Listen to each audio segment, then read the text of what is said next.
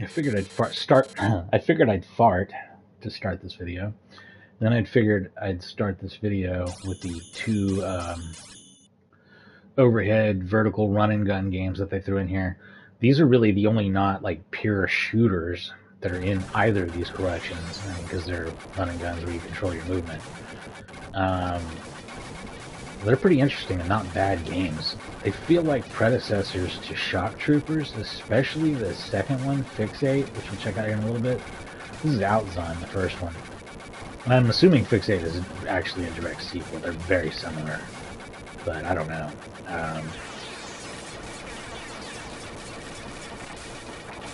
Toaplan weren't very clear on making direct sequels until they did like Truckstone 2. Is that one of the only games that's a numbered sequel in their whole collection? Anyway, let's check this out. I'll be doing one credit on everything. I might try to run through stuff at some point, but I doubt I'll do it today.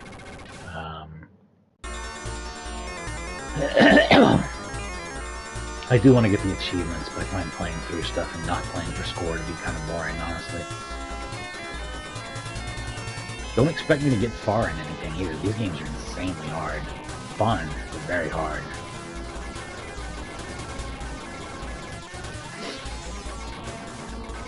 That's true of basically all of Toaplan's games, except for arguably Batsugan, which is their last game and is in this collection, and is definitely like a technical generation beyond all of the other games you'll see. It's also truly a badass game, like just an amazing game, in fact.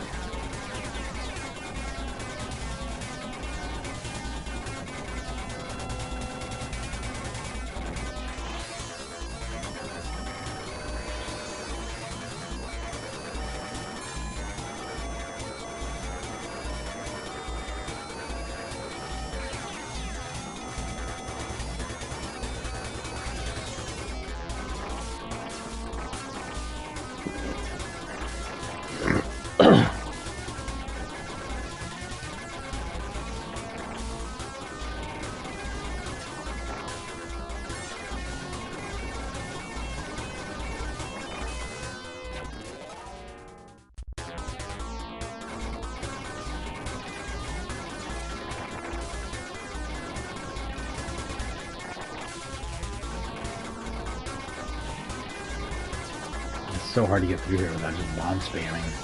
I don't know what to do.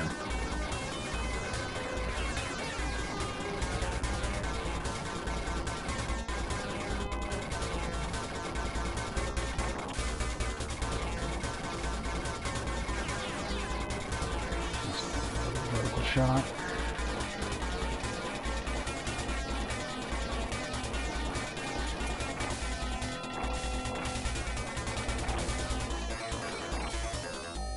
I like the music on this game quite a bit. I think it's good. I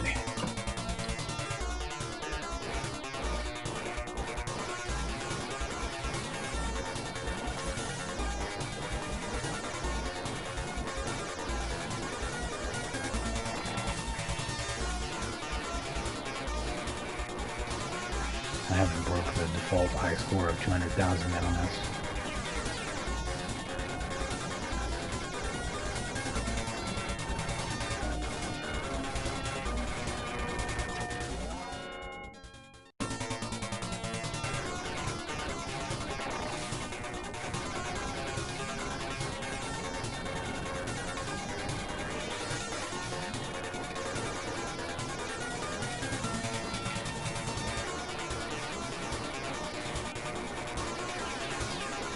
Oh, wow. Get a little Twin Hawk reference in here. By the way, Twin Hawk, despite being a military-themed shooter, because his first collection is mostly the military games, Twin Hawk is actually in the second one for whatever reason.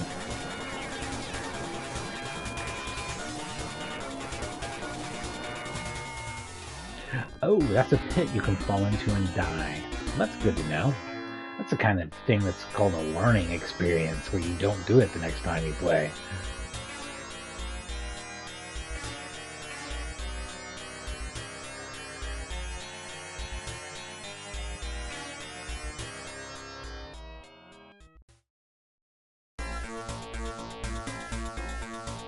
No. Oh, another thing that's frustrating is on Batsigan Special Edition, which is the good version of Batsigan. We'll discuss that when we get to Batsigan.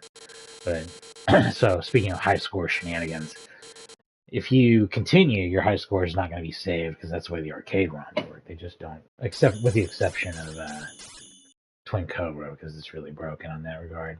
Twin Cobra will just rack up a higher and higher and higher score if you keep continuing. And it will save it, I guess, in the game, probably. I've never continued on it, so I'm unfortunate there so far.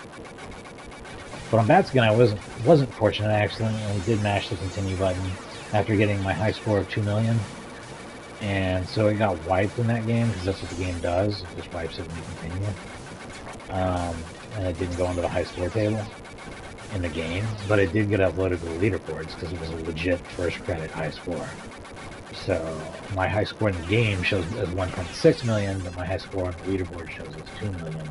Creates a weird little discrepancy there. I wish I could just disable continuing. I kind of wish that was just an option. Take note, people who develop these classic retro collections, because this is a good one, and I'll talk about specifically what's good and bad about it later, but this is a good one. But like, just give like a score attack separate mode where you just disable continuing entirely to prevent accidents and things. That would be nice.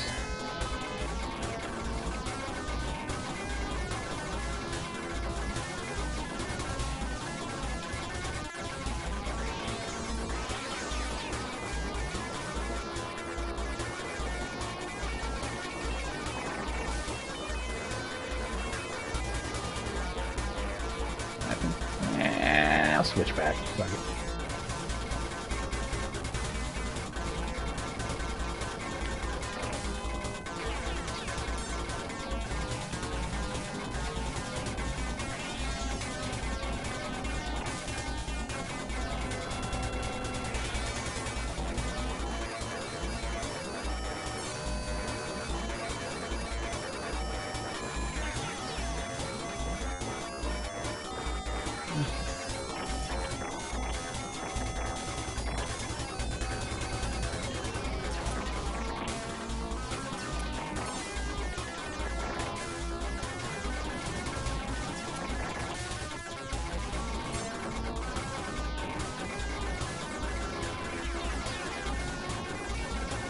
Certainly are generous with bombs, aren't they?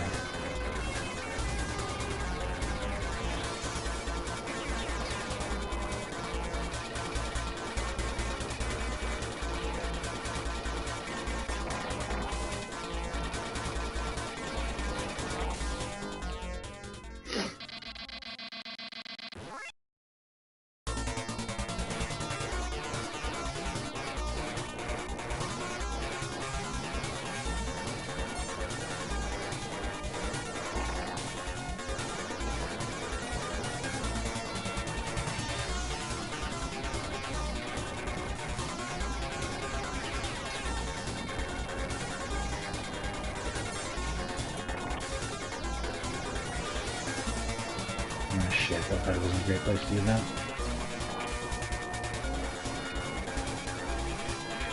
I'm gonna stick with it for now though, since I'm going up this bridge.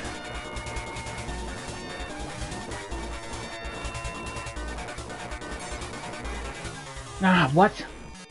I didn't feel like I... Whatever.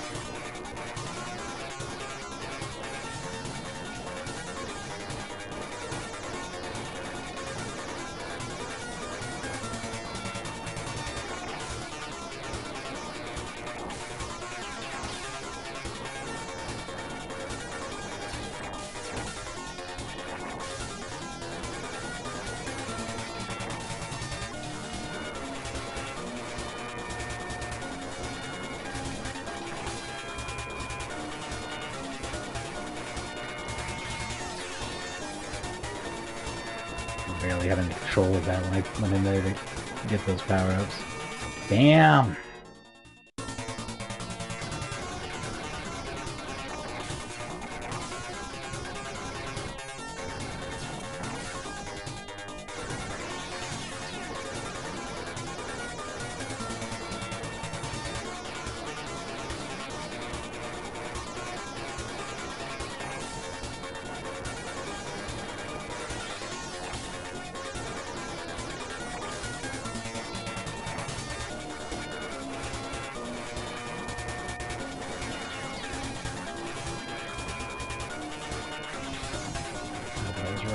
I don't know.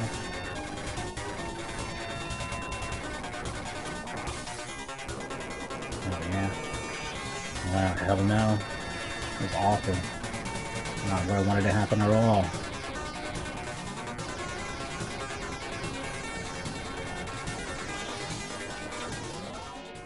Shit, I almost got a high score. Now I'm compelled to keep going to at least see if I can.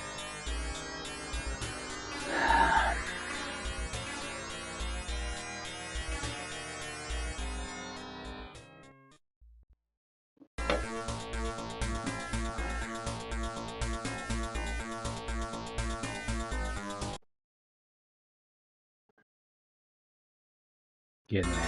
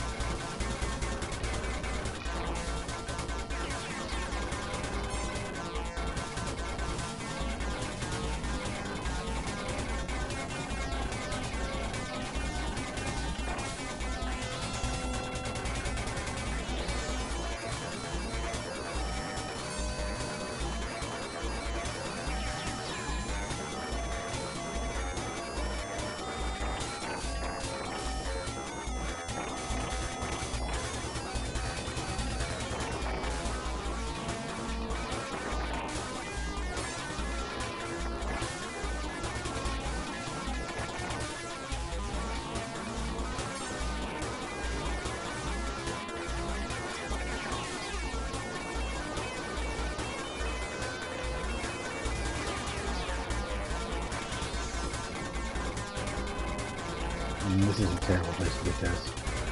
I fucked up.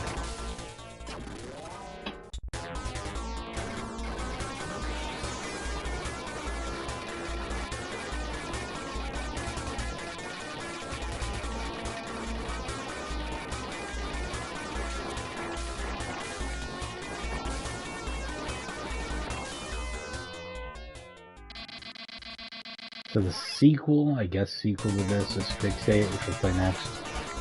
And it has like 8 different characters.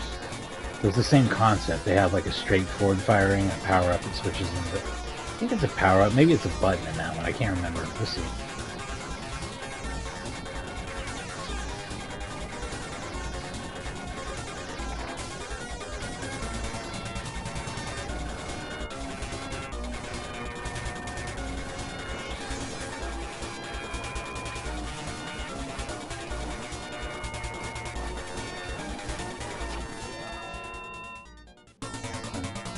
This time.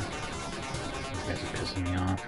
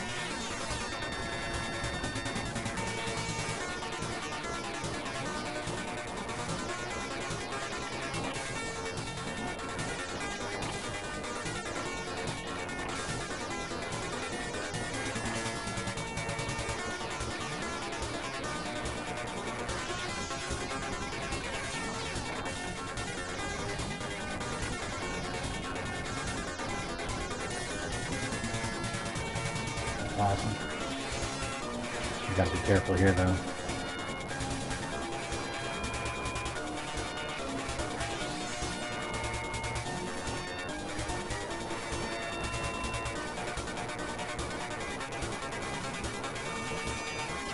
shit!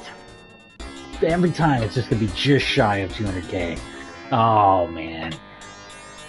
I'm really pissing in my Cheerios here. I wanna at least do this if I can. It's probably gonna be about my last shot either way though, so we'll see. Oh no! Damn it. I don't think that even got saved, but it doesn't matter because it's practically the same as another score. That's what happens. That's what I'm talking about in the accidental continue. Some of these games have you enter your credits after the countdown, and some of them have you enter it before it. And if you enter it before it and you forgot, and then you just mash the button like I did, you continued. I hate that. Just let me turn it off. Or have a score attack mode, please.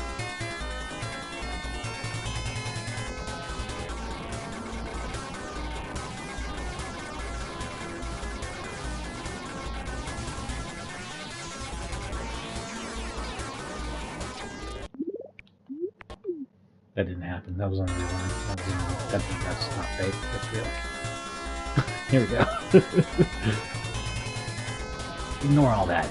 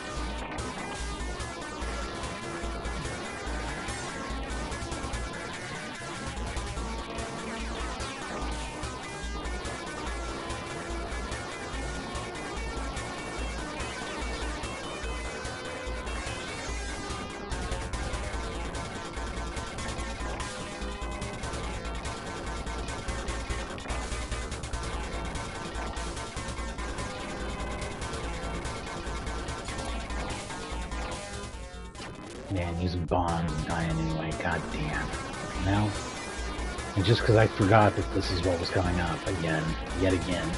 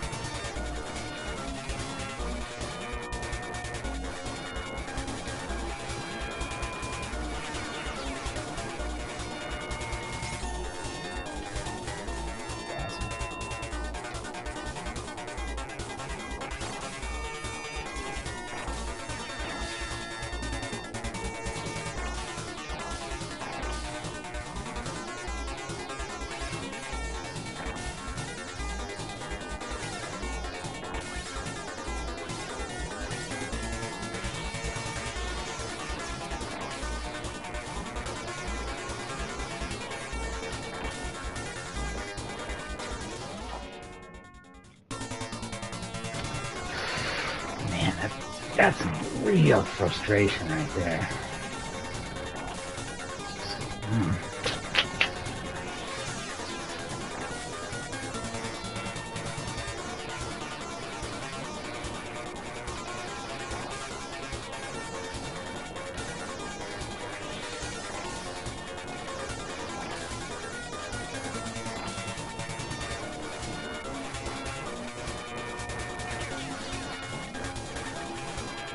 Stick with this, I trust it more. I know its limitations, but...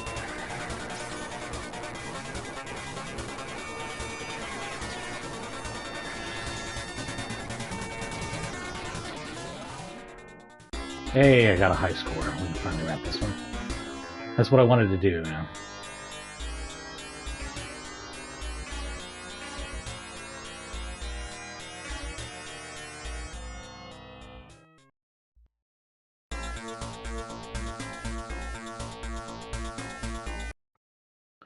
Okay, let's check the leaderboards and see what that looks like. 106th. Alright, it's not that impressive.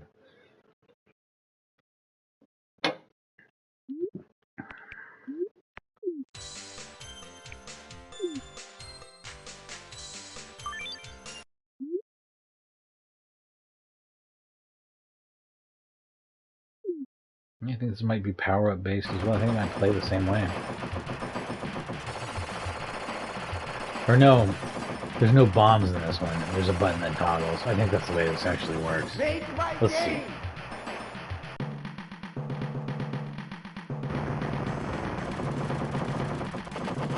No, that's a bomb.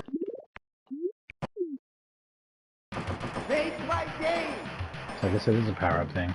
Let's figure it out.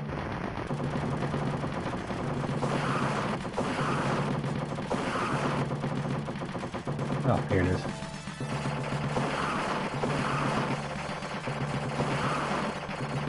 So the first character is obviously very much like the Outzone dude. In terms of his weapons. They get a lot weirder than this, though.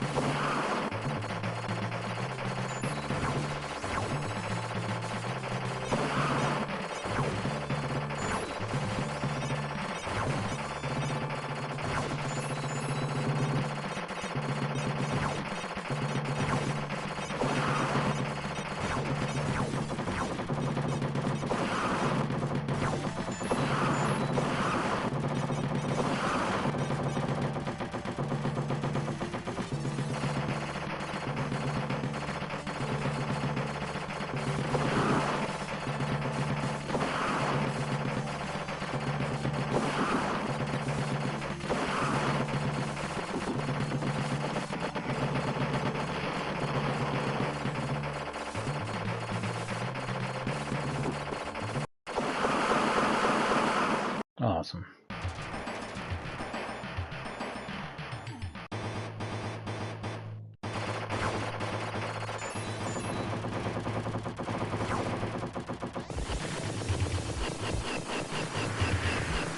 Okay.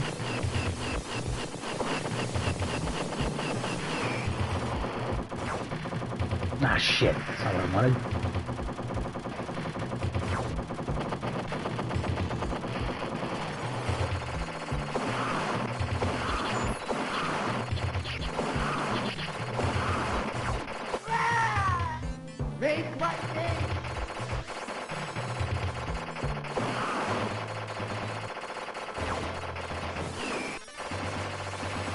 I accidentally double stepped on it, I guess.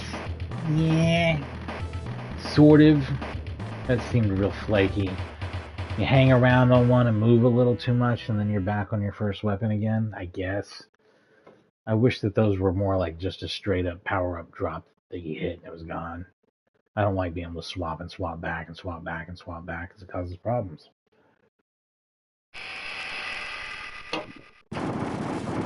I think it's neat that there's a bunch of characters in this one, but I think that the first game is better probably because it's more elegant. Probably. I mean, I don't know.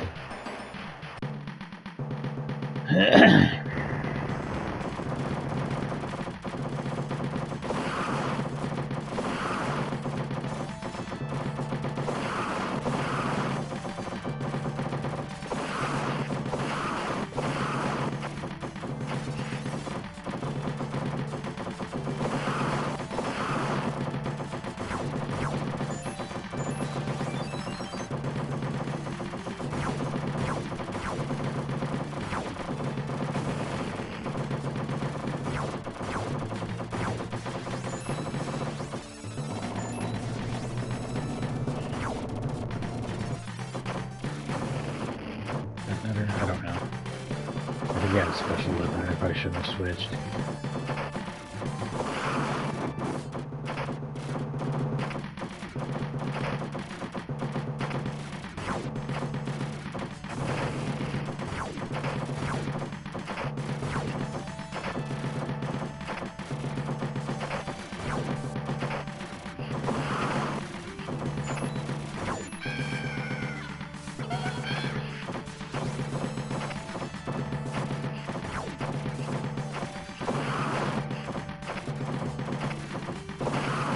Stay in your same firing state after you die.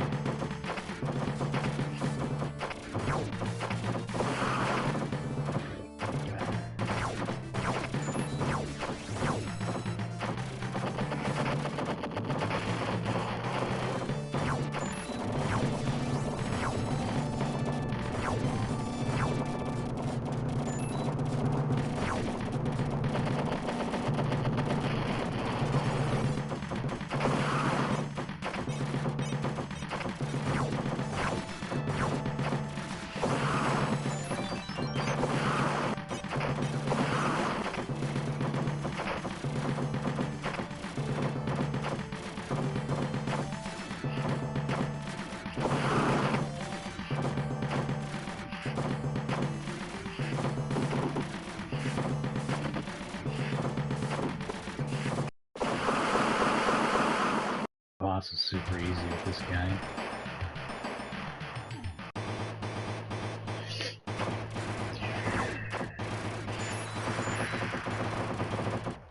Shit.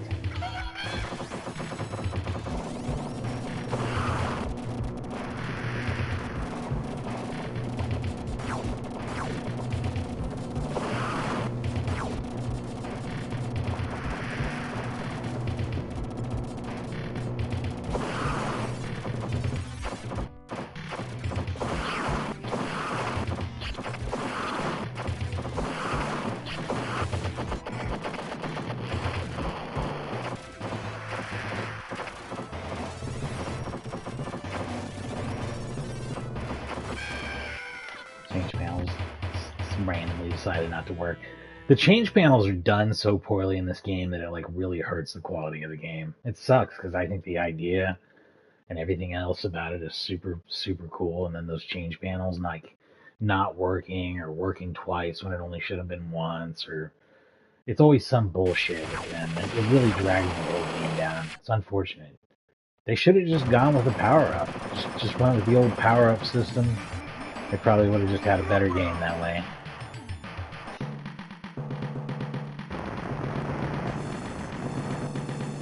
As hard as most Toaplan games are, I don't generally find them to be like unfair, that I died because of something stupid. But this game is like the one big exception, just because those panels just flat out don't work very well, man.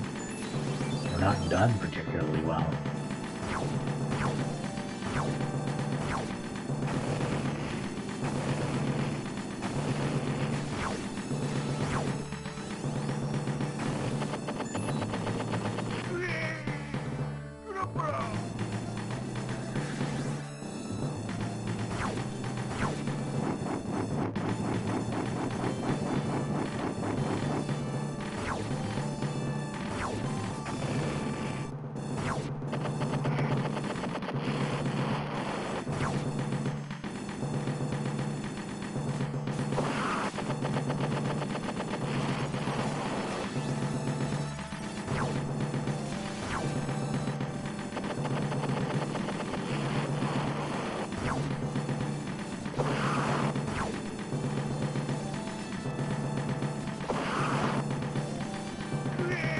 There's no way to just kill a guy like that, huh? Can't be done. Yeah, oh, even while invincible, I wasn't able to move into position to shoot him. What a shit pile.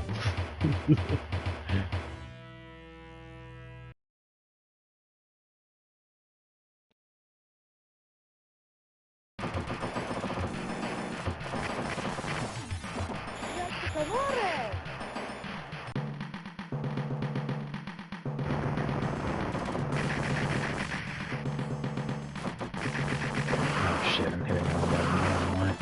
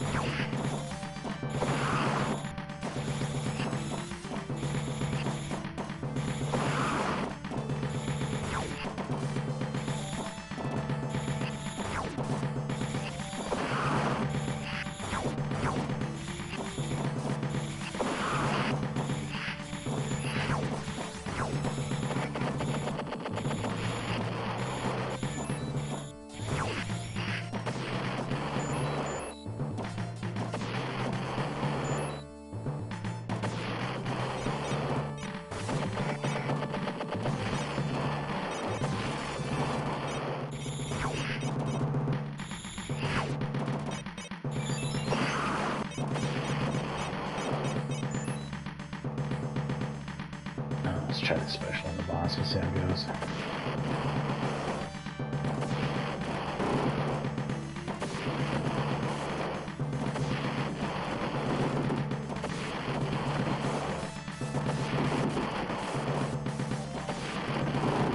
Yeah, this is the weakest weapon I've ever seen in this game.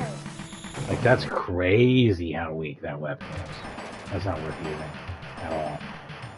Don't do it.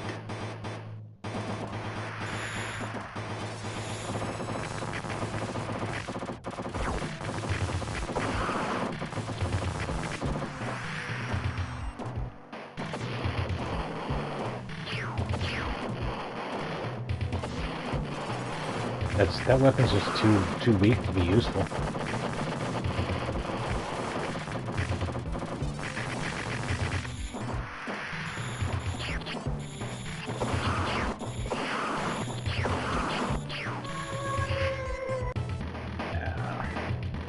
Alright, so take a quick break here and then I'll switch games. After this, we'll be sweating to the oldies, like the actual definition of sweating to the oldies. I'll be right back.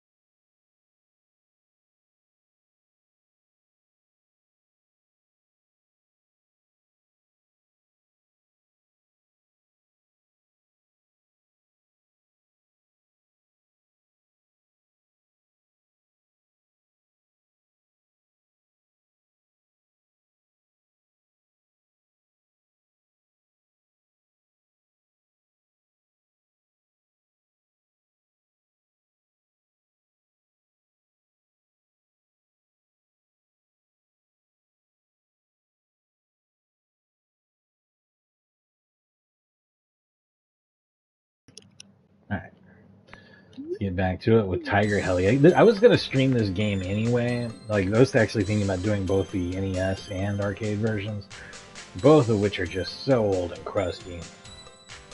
A lot of people hate the NES port, but I think that's actually pretty accurate. It's just a little choppy. It's old as hell, though. I mean, I think they did pretty good for what it was.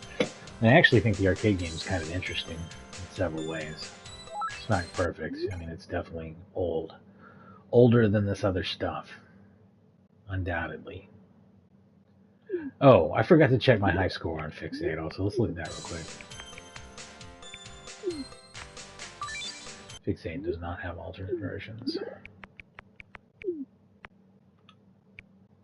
209,000 puts me in 77th place. It's got a very high default high score, though, doesn't it?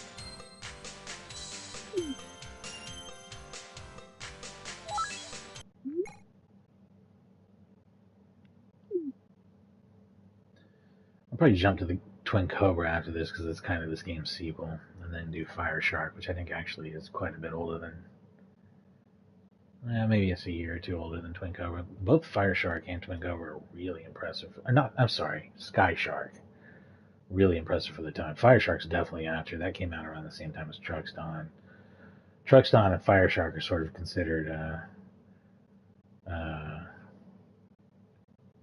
different themes on the same style of game, very much. You know, they have similar weapon sets and stuff. Anyway, this one's different than all of them. Your shots don't go all the way across the screen. They're just kind of fired down at the ground in front of you. I don't think there are any aircraft enemies. This is actually like a bomber game like Twin Hawk, where you're just fighting stuff with tanks and boats and such. You carry 2 bombs, which you can physically see on your ship. They can physically be shot and will detonate in midair instead of killing you if they get shot. But you're not guaranteed to get hit in the bomb either. It's tricky. That's the weirdest aspect of the game. And then the only other power-up you get besides the 2 bombs, which you can only hold a max of 2, is these little mini-copters that go on your side. There's 2 kinds. There's one that shoots straight ahead and there's one that shoots sideways. I think you can mix and match them too, I don't know.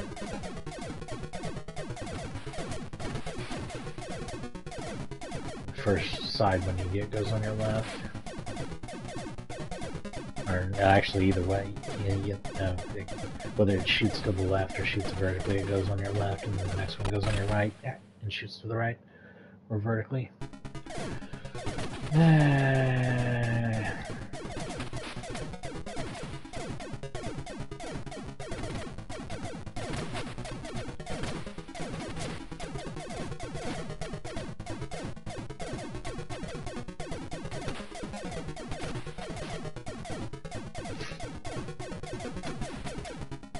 Also, I kind of wish I had installed the PS4 version of these instead of PS5, and I still might. I have a PS4 arcade stick in this game, unlike most, or any fighting game, doesn't recognize it. Tekken 8 doesn't have this problem, nor does Street Fighter 6, but here it's an issue, I guess.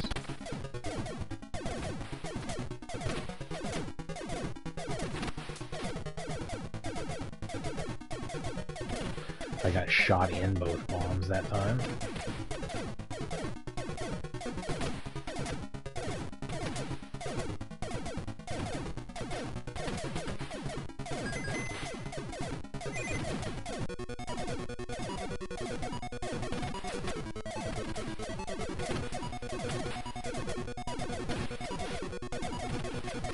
These things can, of course, be shot down on their own independently.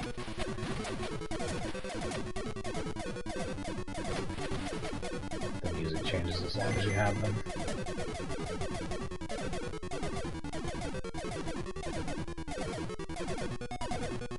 I'm not particularly fond of this game's music, but considering its competitors were like Xevious in 1942, I guess it sounds great.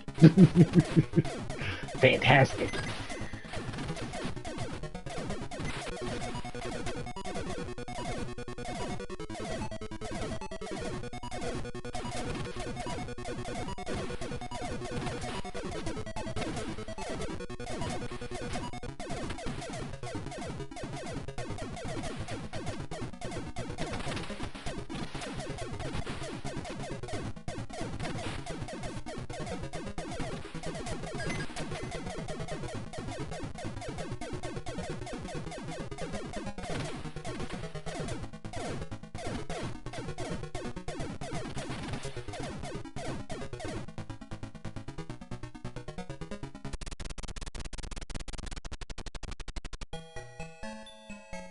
No bonus. No bombs and no little helis. Sad. Not doing great though. Just gotta warm up.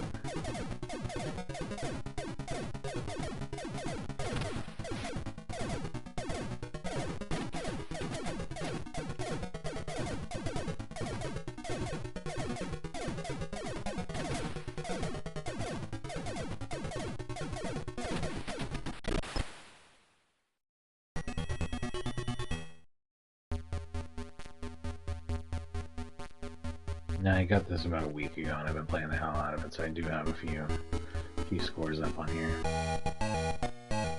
Well, playing the hell out of it means putting like 4 hours into it over the week. Sucks having to have a job and stuff. I should put up a what are those things called? GoFundMe, Kickstarter, whatever. Give me your money. Give me your money.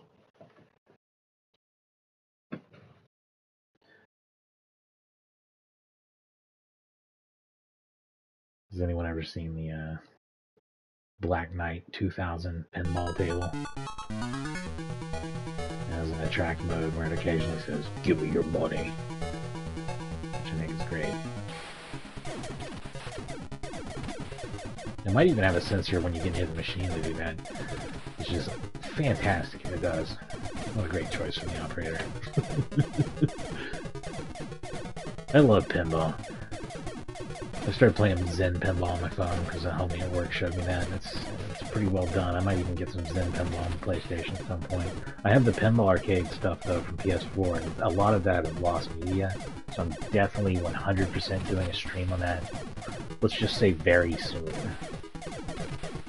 I'd like to talk about that, too. And it's not totally compatible with the PS5. I think it has slight issues on it with the physics, so you'll see that. And that's not something we can really work around, but I think it's an issue where occasionally there's a physics glitch that kills the ball's momentum.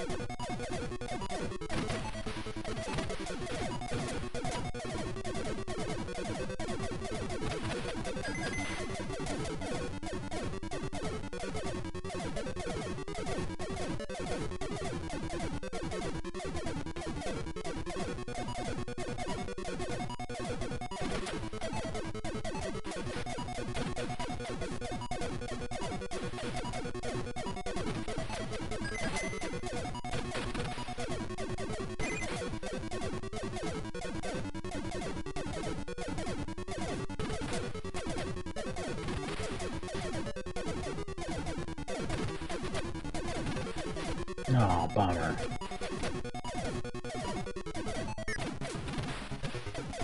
Oh, bummer.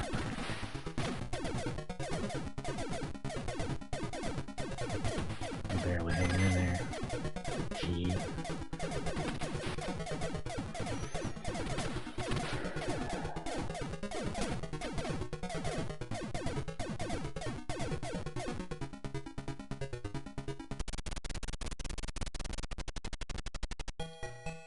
Oh, frustrating.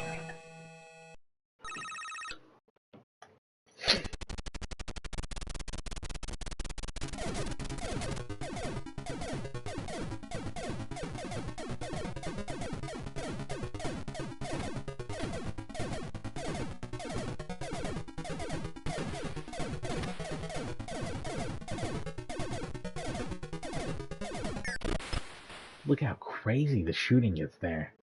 That's a lot to ask from anyone, I think. They instantly start shooting too. What a bunch of bastards. I had to try it though.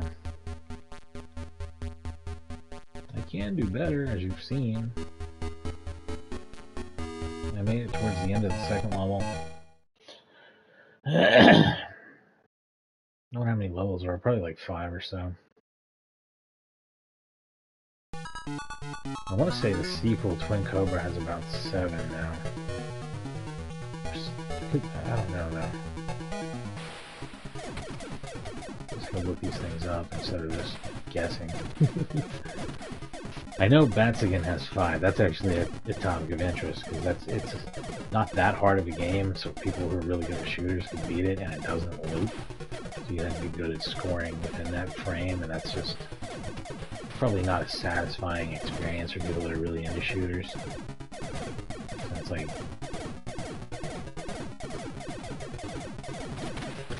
arguably not a good game for beginners or experienced players, even though it's fun. But not fully satisfying, I guess. And then there's Batsigan Special Edition, which is easier, but then also the 5 levels loop and get harder. So it's kind of a long-playing score challenge game that's more fun for experienced players because they can loop through the game over and over again. But it's also more fun for inexperienced players because it's easier and you get pretty far into just the first loop. I can get to the 4th of 5 levels in that one, I think. Maybe towards the end of the 4th level on my best run. I'm talking about this while I do just unbelievably bad at Tiger Ellie. Dying for third screen or whatever the fuck.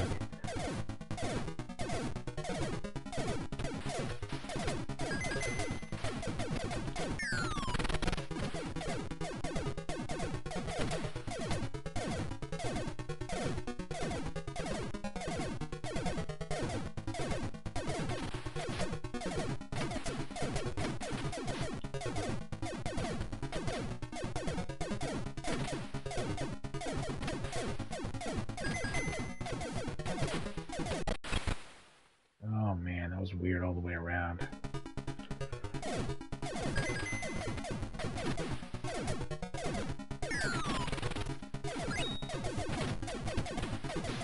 As far as I know, maybe they would give me a point bonus for grabbing the bomb I didn't need.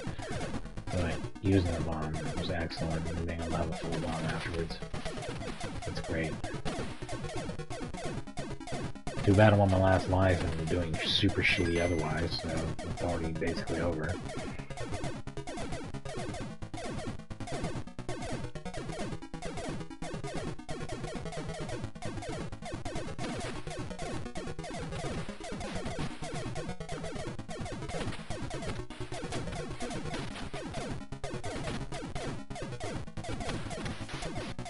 I don't know how many points that was worth. Looks like it might have been a bit. That also might have been a bit. So now we know.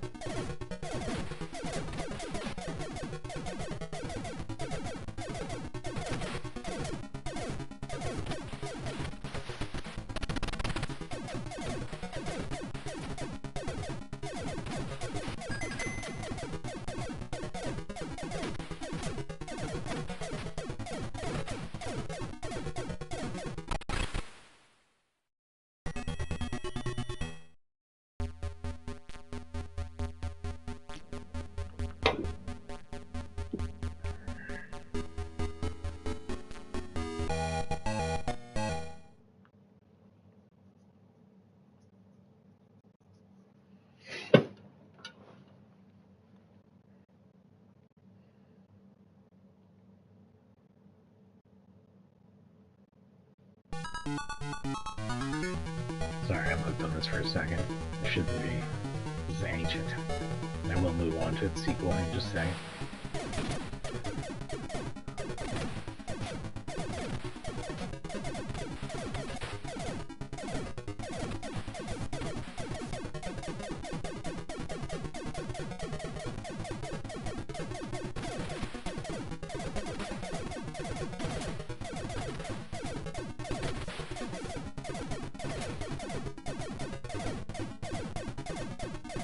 This game doesn't scroll horizontally at all, though, and has kind of continuous level design.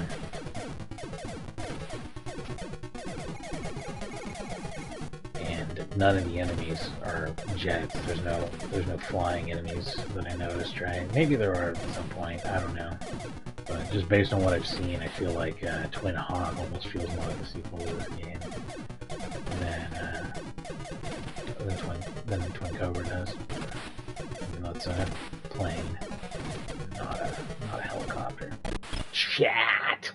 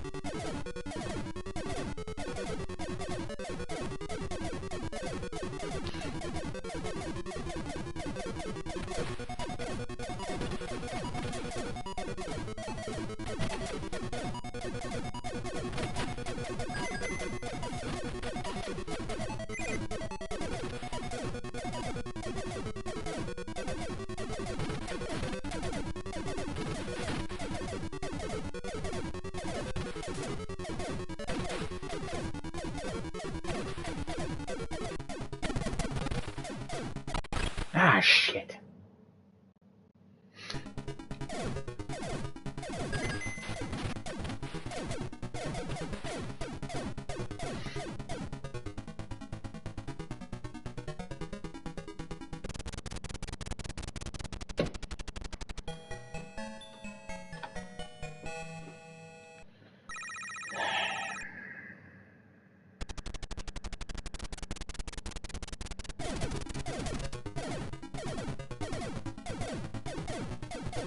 What the fuck happened there? I lost all my lives in the first level, so I'm rolling into the second level with more points than normal, but I'm screwed also. The being screwed part's important now. I tried to make my bomb work for me, and I think it did. I didn't hit the button either, I just tried to wreck it into it, and it did. Which is not smart. Way better than me.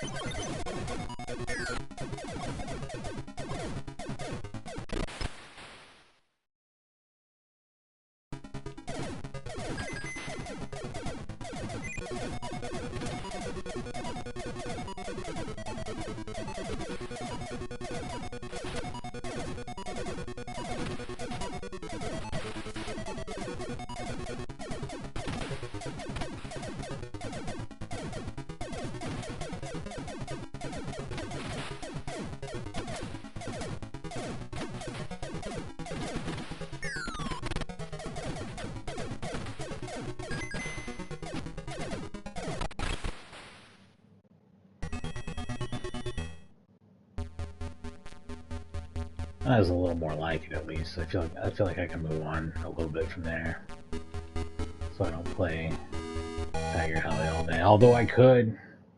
I enjoy this shit. And this is like some of the weakest shit on here, and I enjoy it. That's how good Toaplan shooters are. Let's move on to its sequel. a game which I love. I'm gonna say, and this is an unusual thing because I like Raiden, and in like hindsight, I've become more and more of a fan of the whole series. But the first game when it came out, it didn't blow me away, and that's because I want to say Twin Cobra is a full 2 years older than Raiden, and they had this game literally everywhere I went, and I rarely saw Raiden, but I did see it at some point. I was just like, it's like Twin Cobra, and that came out what, like 1990, and this is like 1987. 87 has the horizontal scrolling, the multiple weapons setup, the two-player simultaneous. Um, it actually, and continuous level design. Like, there's not really anything that Raiden does that Toaplan weren't already doing here. That's my opinion, at least. This doesn't. The boss fights in this are kind of muted, and not like boss fights. And there are games that are earlier than this don't even have boss fights really. As you see, there's some larger enemies that come up sometimes.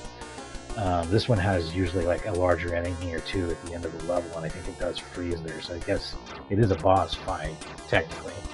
It's just not, maybe just not as impressive as Raiden's. But that's like maybe the only like real technical or design advantage Raiden has over Twin Cobra. I'm not saying that this is a much better or worse game. I think they're very similar in quality. Um, it's a harder game. I'd say this is the harder of the two.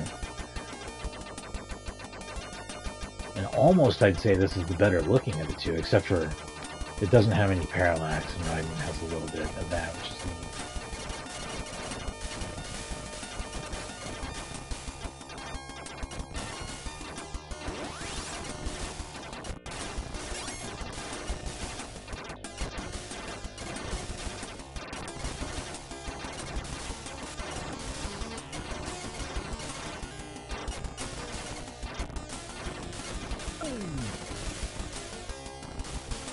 And I recall this game usually. This was published by Romstar in the U.S. All the machines said Romstar on them.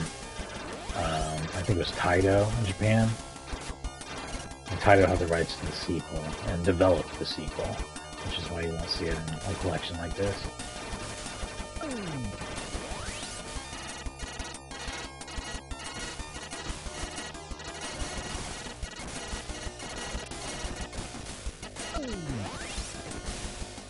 Fucking game.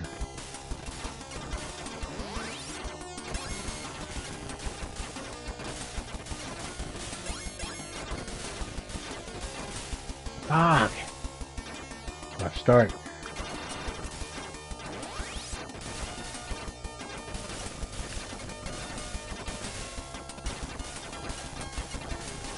This game does loop, by the way. It gets harder.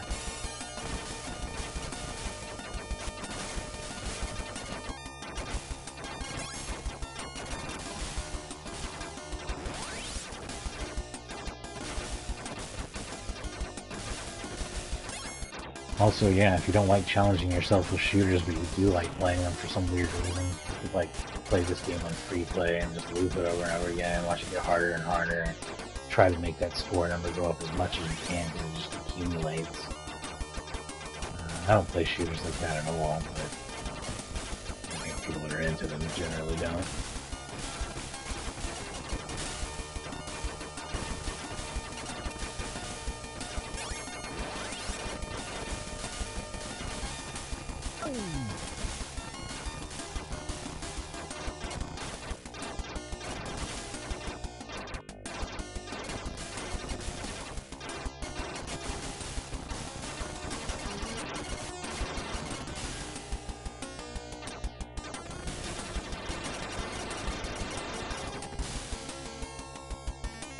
That was the boss, by the way.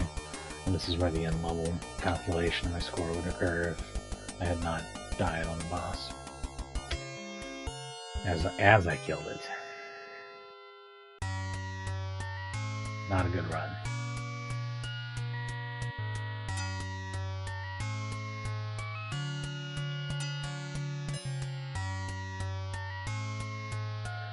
That high score I got last night, the 199,000, let's see where that puts me on the leaderboard. 38th. And that was well into the second level. Someday I'll get to the 3rd level and it's gonna be awesome. I'm playing this game my whole life. I'm terrible at it.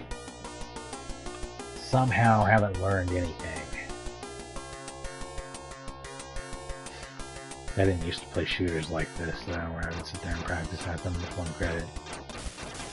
I would just smash my way through this game. Like I was talking about, actually, I did used to play shooters like that, and beat-em-ups. Beat-em-ups are kind of a different deal for me now. To really enjoy one, what I have to do is, like, I have to free play through it once to figure out how many credits that took, and then start, like, reducing the number of credits and trying to play through the game.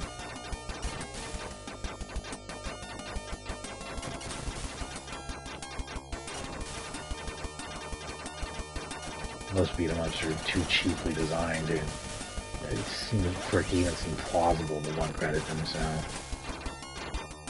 I mean, maybe that's not true. It feels that way on the surface.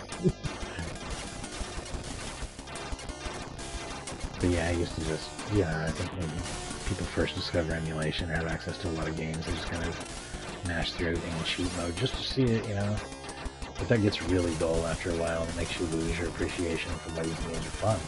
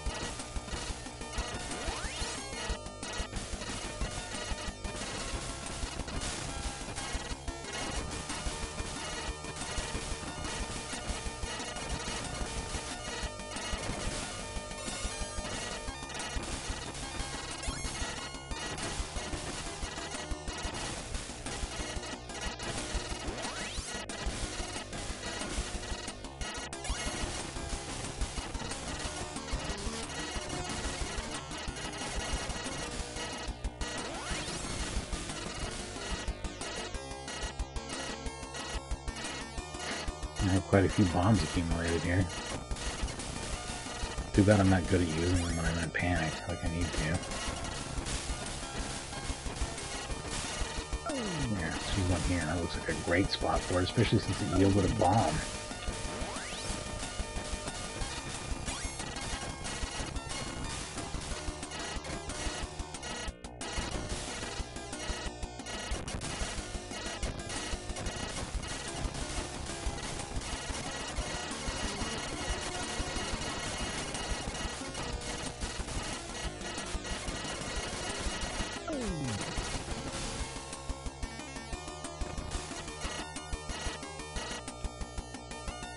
Nice.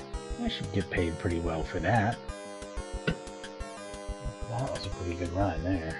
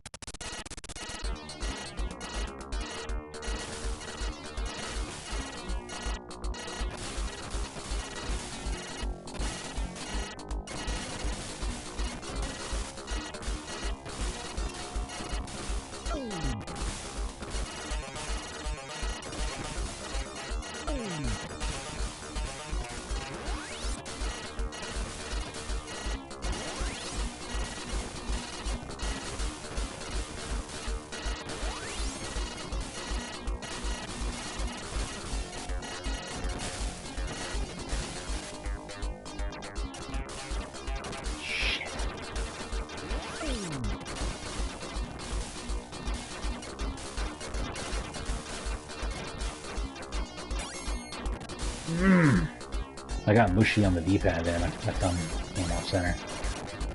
And then I, like, swooped around and I had to go straight, so just completely jacked my game all at once there. That was a much better run though. That's much more representative of how I typically do on Twin Cobra, actually.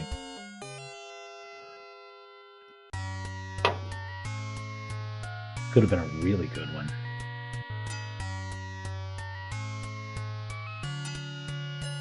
But something stupid happened. And on that note, I'm going to take another quick break here. Just going to be right back in a moment. Thank you for watching.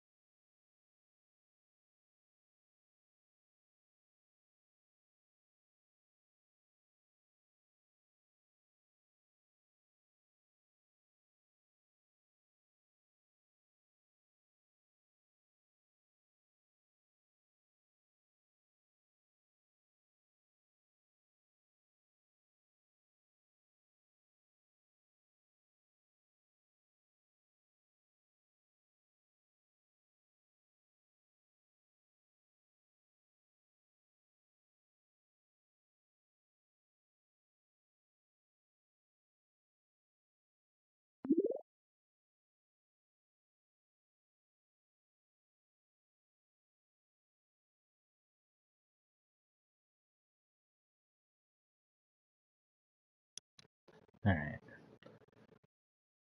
I actually decided to properly turn off the camera as an experiment there so that people didn't have to sit and watch a pause menu like this the whole time. But I am going to let it roll for just a second too, and I'll continue to let my hand relax. It's the main thing with playing shooters. You do gotta take little breaks there. One thing I've learned is putting your turbo fire button on R1, at least for me, saves me a lot of physical pain. I find that actually more comfortable than holding down on a button on an arcade stick. And if I do have to do an arcade stick, I usually end up trying to do something where I'm holding it down with the side of my right thumb instead of pushing directly down with a finger and pushing back against a joint, if that makes sense. And then you can kind of like move your palm down to hit the bomb button next to it. Usually is the way that works. Or you can even move that out to a pinky button if you find that you're hitting it accidentally. This game's completely flexible on letting you map your buttons. It's totally cool about that. The only thing stupid about it is PS4 arcade sticks are not supported on the PS5 client. The thing that makes that not such a big deal is that the PS4 client is available on PS5 and is included with your purchase. So, whatever.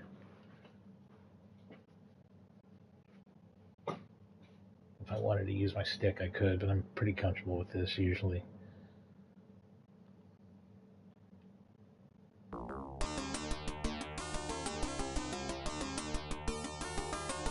I've thought about putting those on there, but it's not like these are large at all.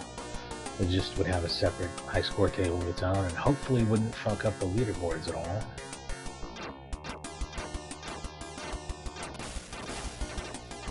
Just would be another case of the leaderboards not matching the local high score tables, which are basically not good and shitty anyway.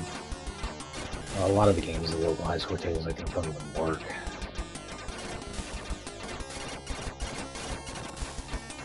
I think Batsigan might actually be one of those. Oh no, that one works. That one's just mismatched. I remember what I said now. On Batsigan Special. I think maybe Grindstormers is broken completely.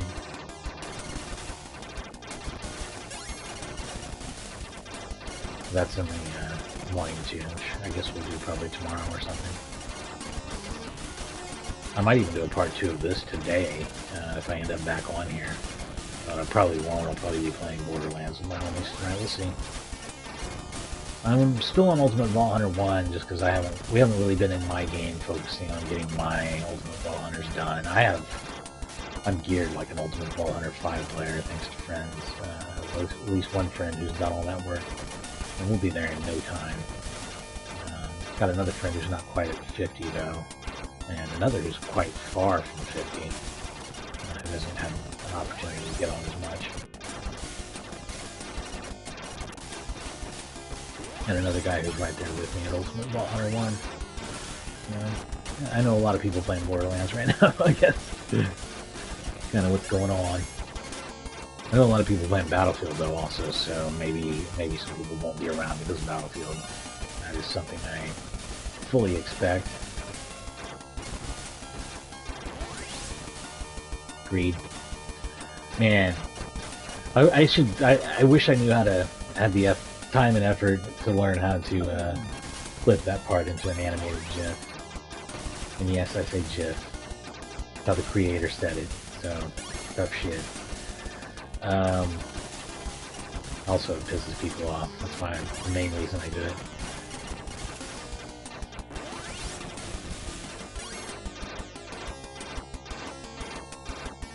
But yeah, that would be such a great GIF of me grabbing the power up and immediately blowing up. It just says greed. Right? This is what greed is. You ever wonder what greed looks like in a video game? And how it can screw you over instantly? Karmic punishment for greed. There you go.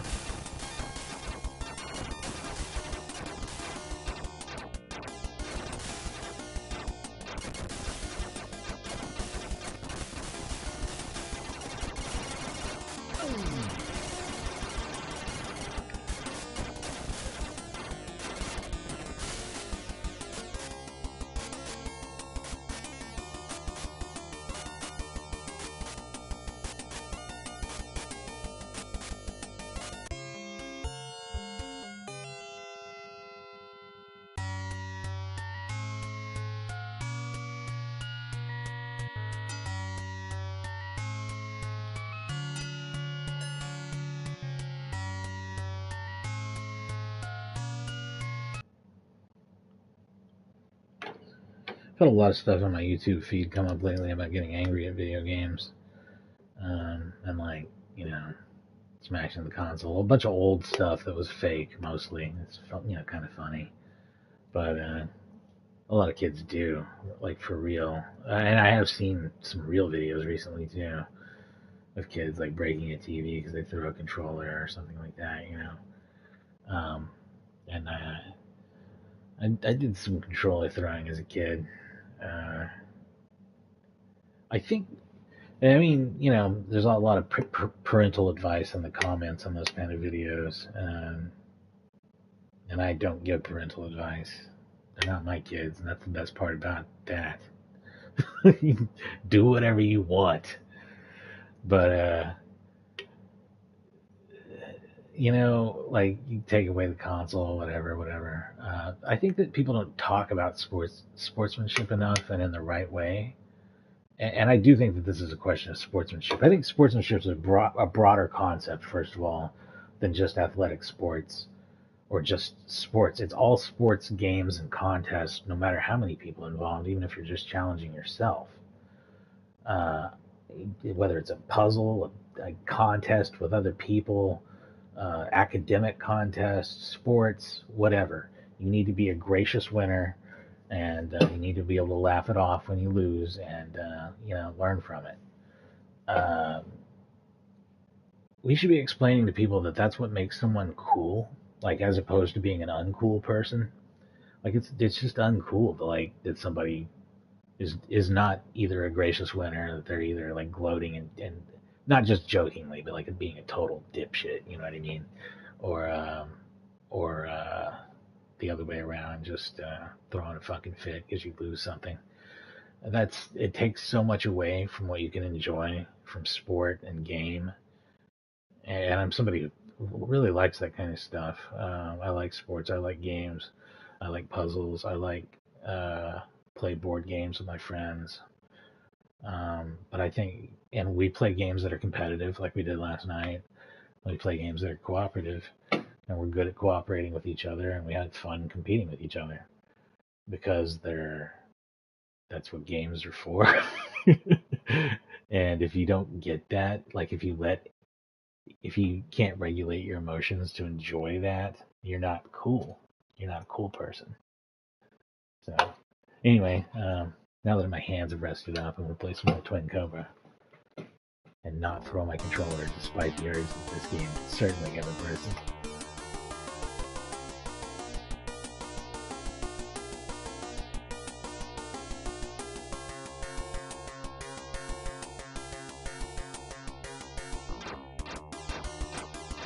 And people don't like playing games with people who aren't cool, by the way.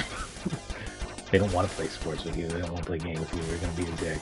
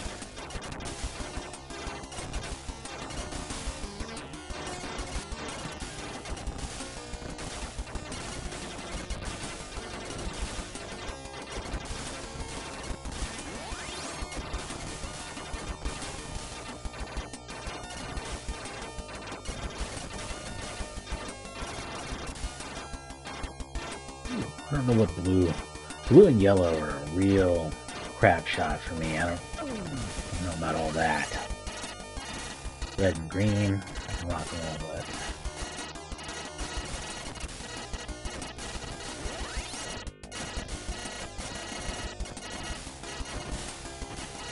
Always been a red and green guy in this game.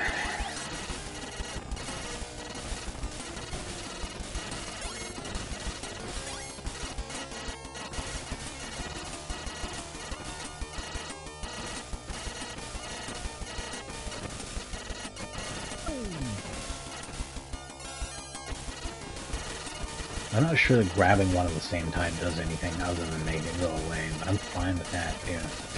That is also an acceptable outcome.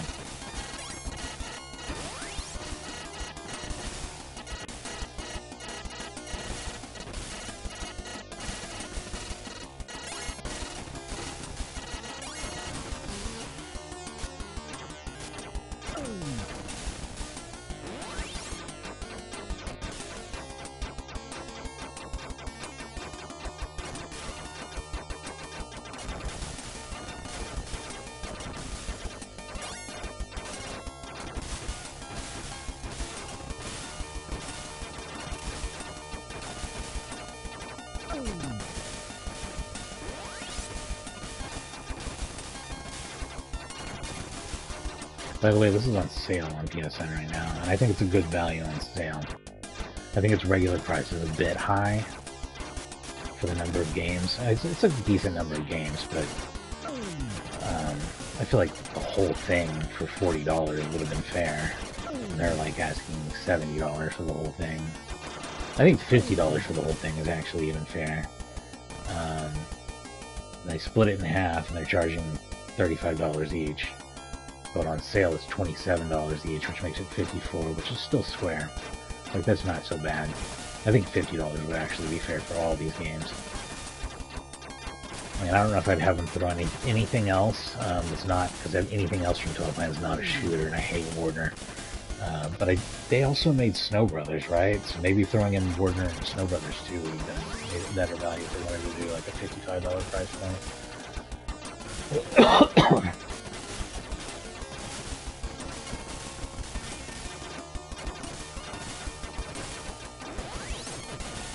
No, there's blue. Well, we'll see. Looking wild. No, we'll not see, because I'm just gonna die. Oh man, I could play Twin Cobra all day as well, but I'm not doing well on it, and there's so many games that I'm looking at that I probably should move on. Probably. And then the next game I'm gonna play is so much more frustrating than this one. You know what? I'm going to suffer through this one more time out of fear of playing the next game. I think it's the hardest. I think the next game I'm going to play is maybe the hardest Toaplan game, certainly the hardest old one. And I think it's a little older than this game. The tech involved in it seems about identical though. Whereas Tiger Heli is definitely, almost certainly more primitive hardware than this. I mean, it just seems so much more primitive.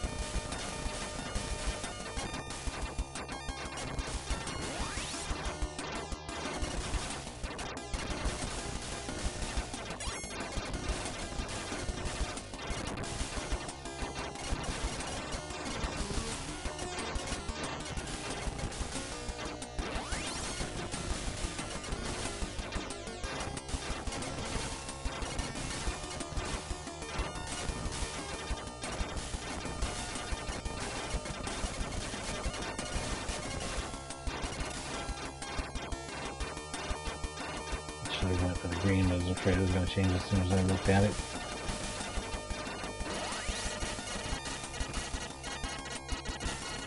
I really like the green, it does the damage.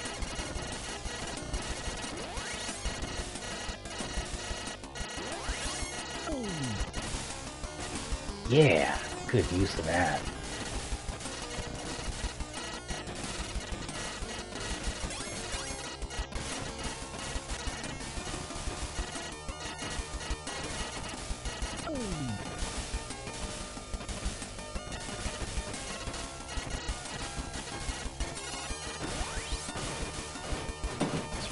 Okay, I'll try to open it.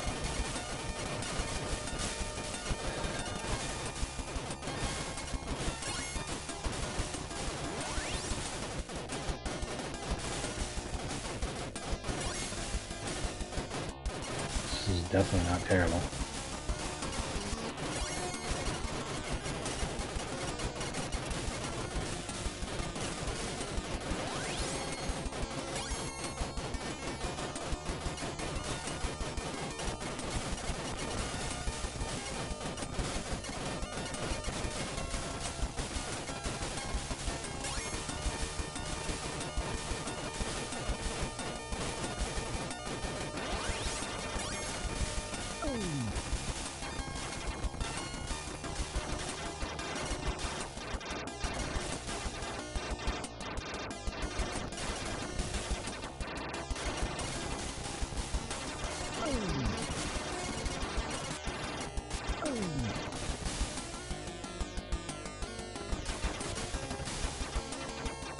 I'll get 3 bomb bonus and 0 metal bonus because I died.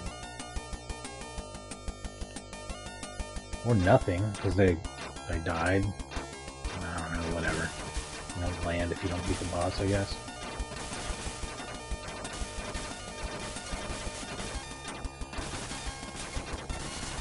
Like, how do I still not know this game's rules after a million years? You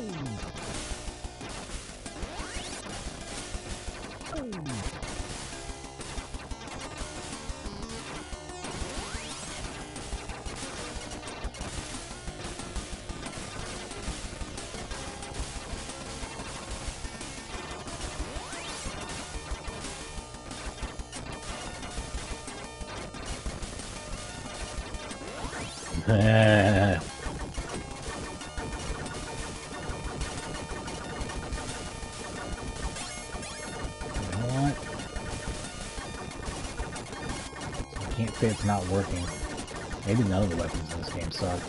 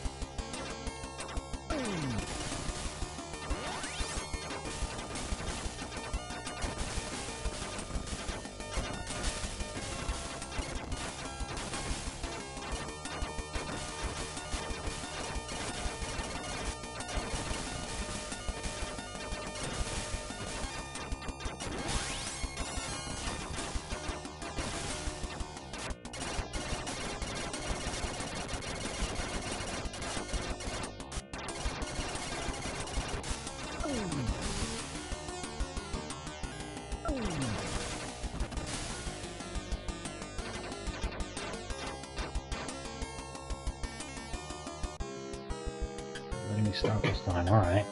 At least I'll get a couple thousand points. It'll literally just be 2,000 on it.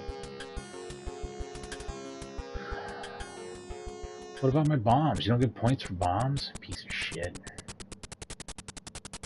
I guess if you die and you just don't hover over it, you just don't stop. Which is fine. What's there to stop for?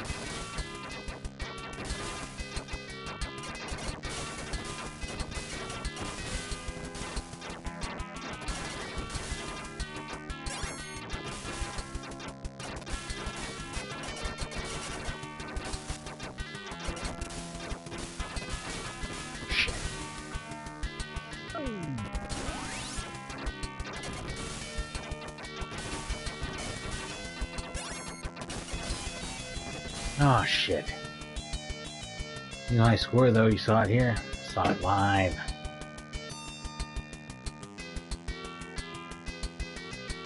I'll have to see where that puts me on the leaderboards.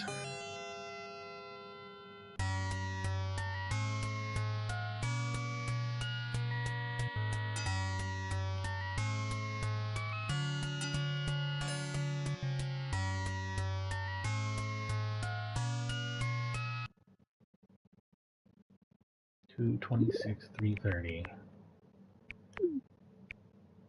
2.5 million. Still low, 36th place. Not bad. Moving on up.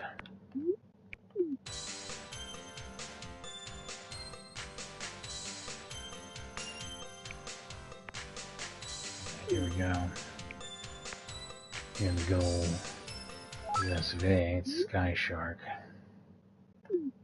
I was so looking forward to this game coming out on the NES, and it was like advertised, I don't know, 87, I want to say, as one of the upcoming arcade games in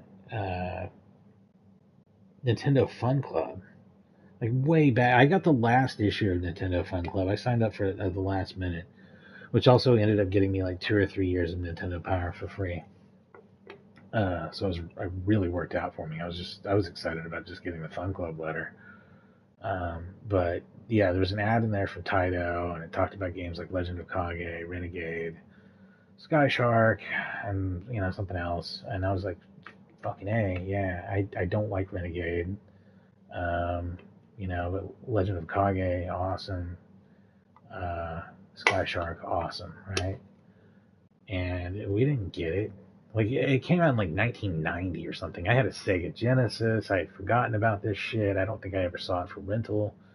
It was ported by like a European company. It's not a bad game. It's actually a pretty decent little port, except for a lot of the screen is cropped off by a status bar at the bottom.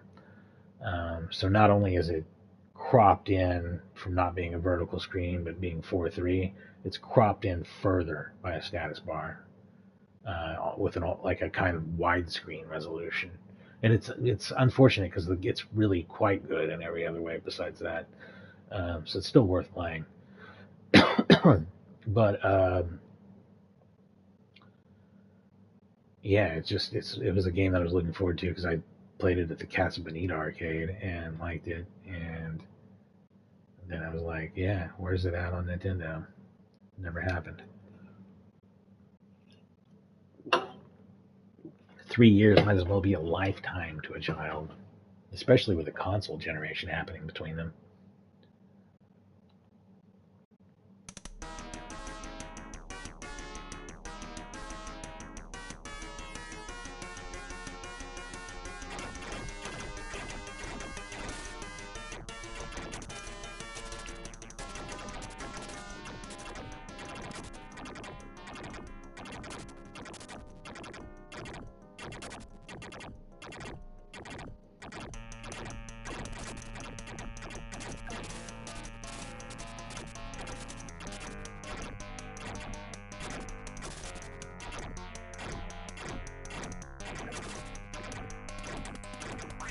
And though I liked this game in the arcade, I also couldn't even comprehend how difficult it was. I was just like, this is so hard.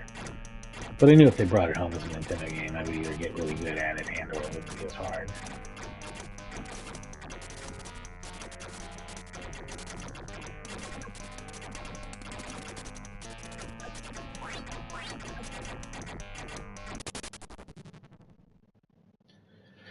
And this is as straightforward of a shooter as it gets. It doesn't have different weapon types, just power up.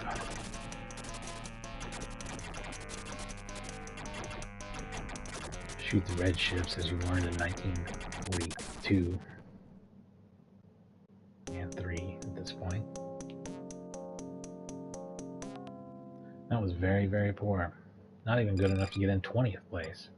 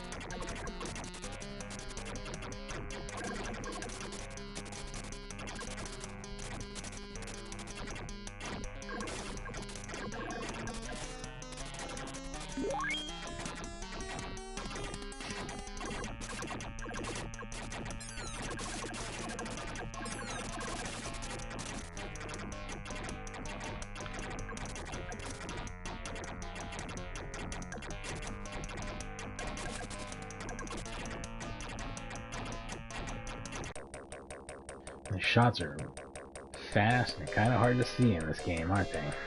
That's where a lot of the challenge comes from. But usually I can get a feel for it, and then I do about the same every time so far. Getting around 100,000 points a game line, getting around 80,000 game line. In that range, 80 to 100,000.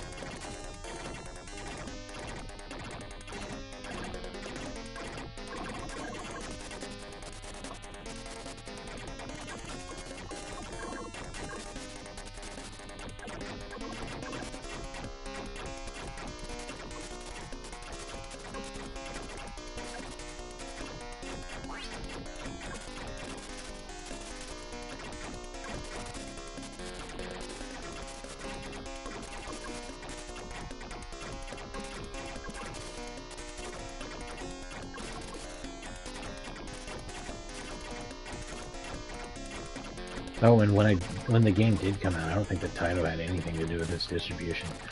And that ad made me think that it was a Taito game, and in Japan, I'm sure it was Taito published, but possibly even the Famicom version. I don't know if it got a Famicom version.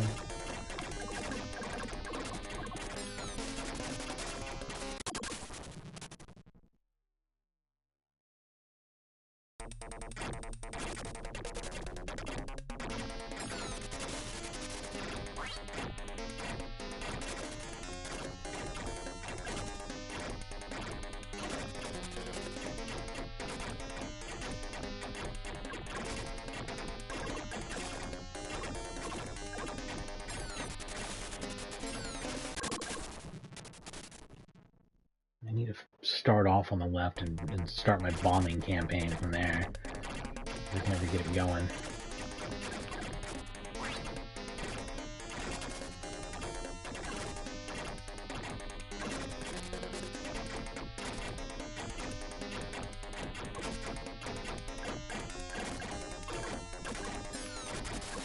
No. There we go.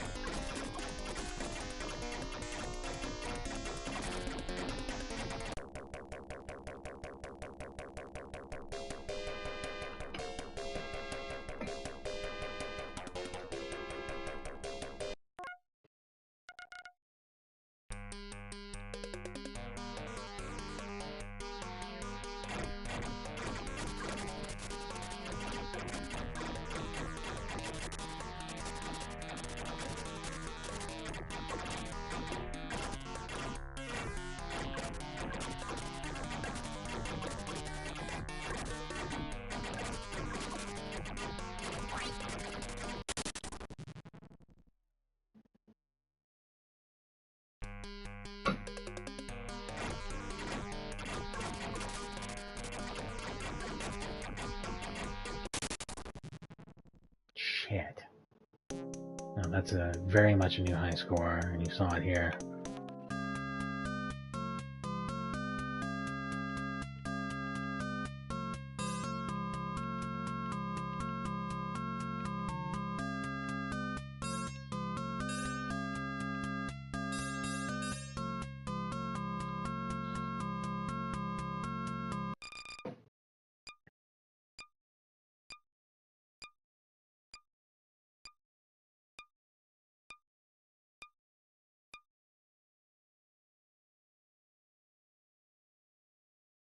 Alright, see where I'm at on that leaderboard. Number 8, okay, that seems pretty good, right? Tuna sashimi, I like that. That's a Darius reference. Didn't know there were people who play shooters. Nice. And then this guy who flew us all out of the water completely.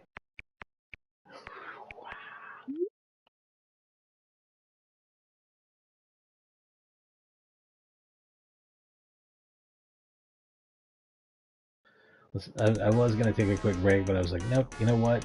Let's play again and do that experience of having gotten a high score and going back and just playing like shit. It always happens. Let's just get out of the way now and then take a break.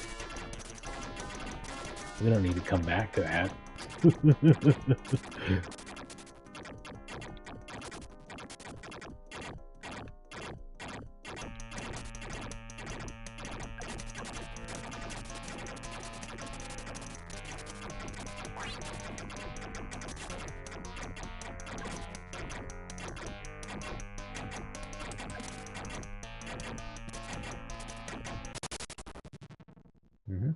Yeah, doing terrible, like I said. Gonna have a shit run.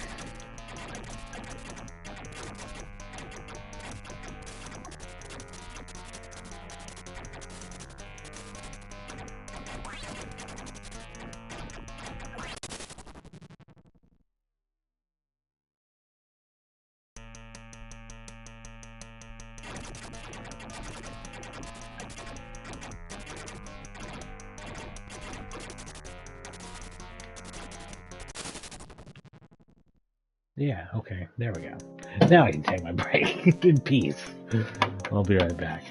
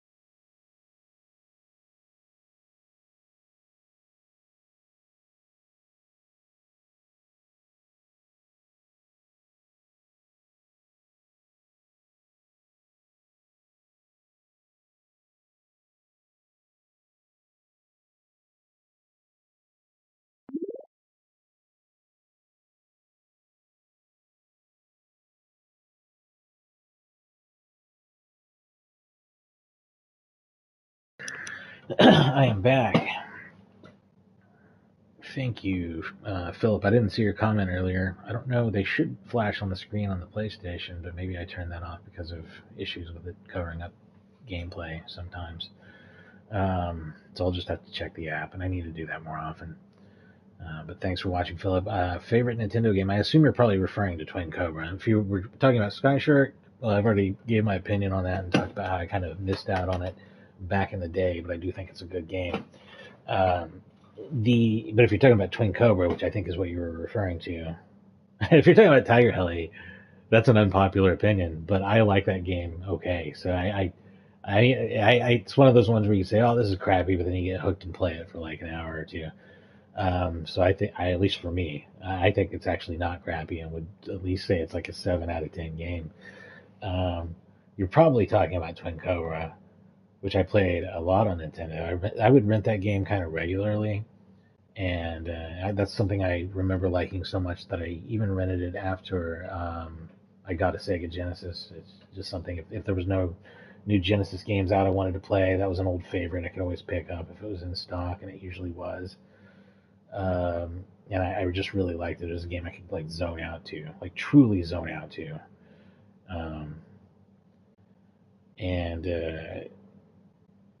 Yeah, most of these got pretty decent ports, but especially on the Genesis later, with Truckston and Fire Shark and all those games getting such good ports.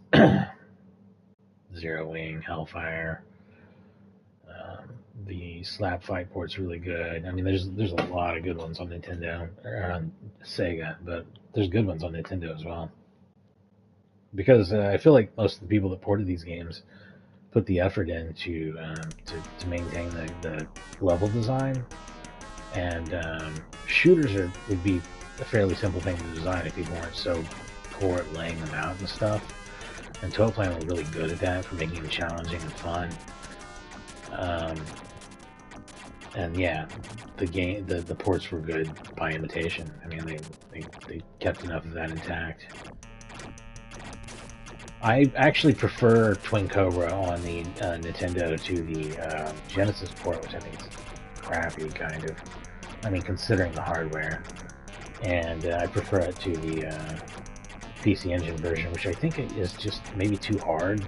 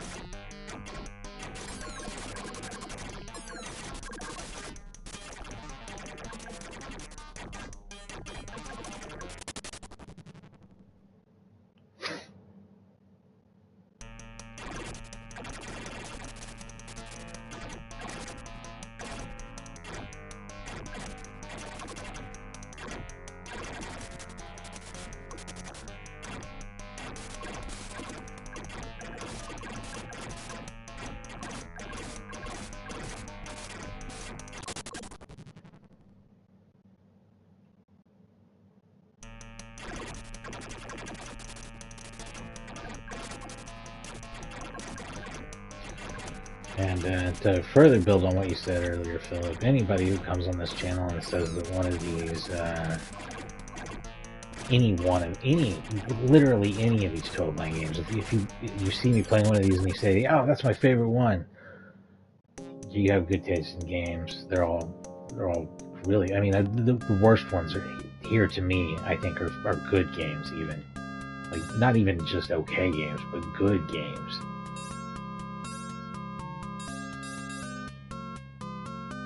So, and if you're not familiar with this company's output, you should watch this because their games are rad.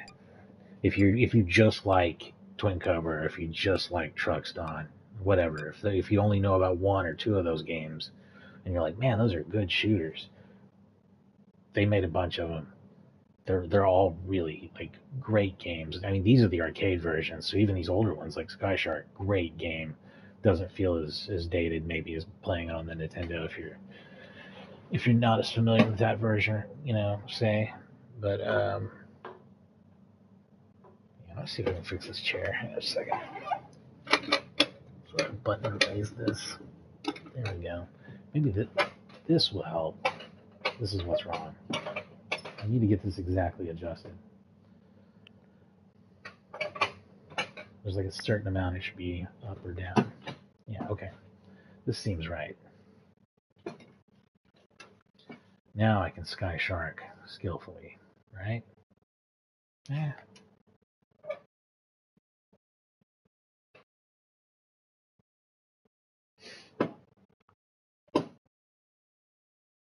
Nope, you know what? I lean back more when I play, and that's where it's screwing up. So hang on. And the leaning back, leaning towards from this distance from the camera is still too dramatic. Let me try raising this up again. Yeah, because then if I kick back, if I'm leaning forward, I am going to crop my head a little bit, but that's okay. There's a lot of forehead there. It's because of my giant brain. That's where I store all this useless video game knowledge.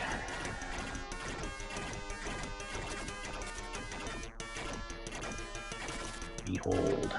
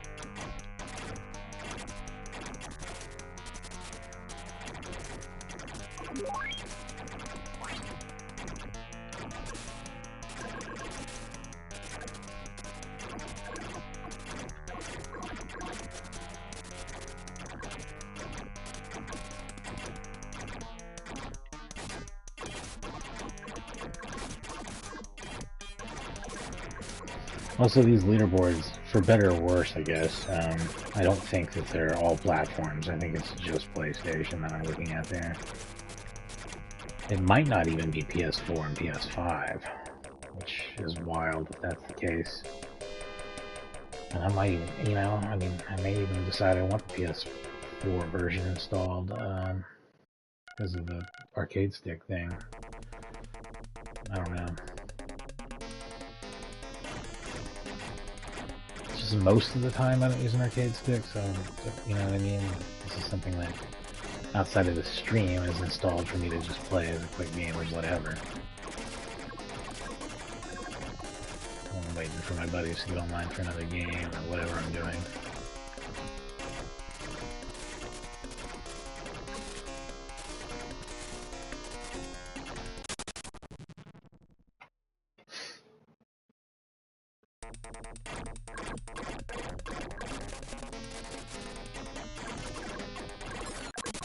God damn it. That's probably enough Sky Shark. We got one really good run in on Sky Shark. As long as I'm seeing progress, I feel cool to move on, especially. Fire Shark. A game I'd like to spend more time on, probably. Let's make sure that gets saved in there, I guess.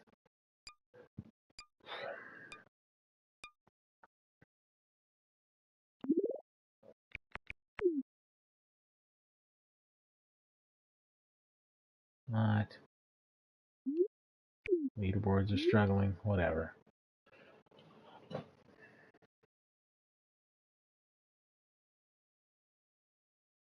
Put that all the way up.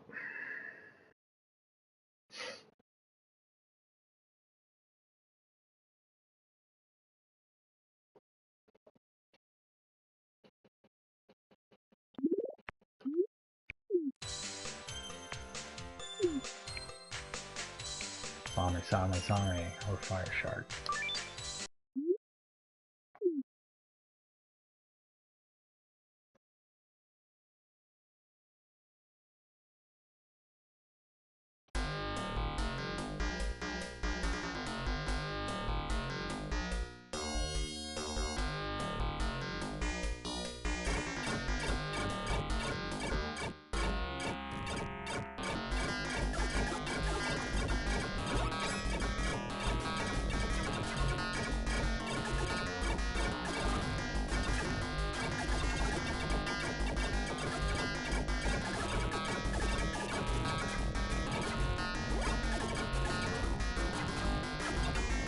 What I was going to say about the Romstar cabinets, though, earlier, like the Twin Cobra cabinet that was everywhere.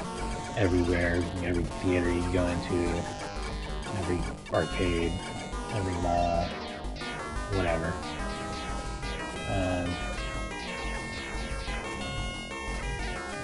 They were not, like, they didn't have fancy side art on them, they just were, like, super generic, like, kind of like a stripe or whatever. Two different, like, two-tone kind of, I think. Shit! It looks so bad. Every first run on everything I do is so bad. The Genesis port of this game is fantastic. And I highly recommend playing it. It's much, much easier than this, especially on the easy difficulty, which is one of the only shooters I've ever won CC, by the way.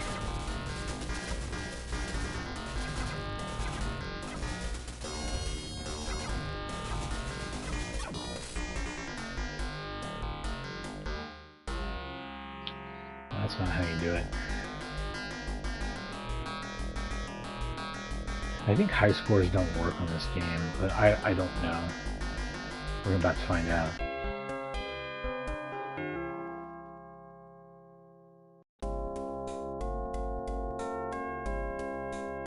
If they do, I've never done even half-assed well at this. I haven't spent much time on this one yet, and I kind of wanted to here.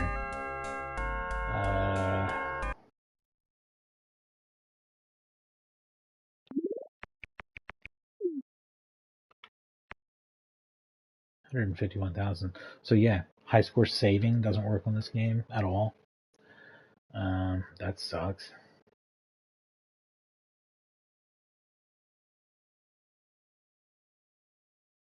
Well, I'm 17th place on it, actually.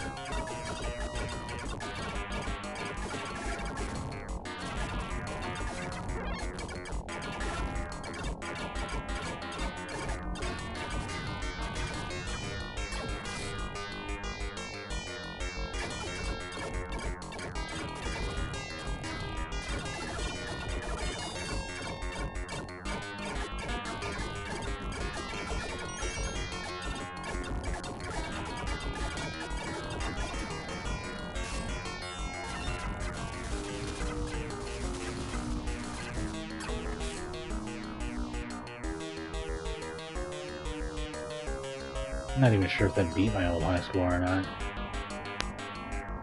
So super freaking close to it, isn't it?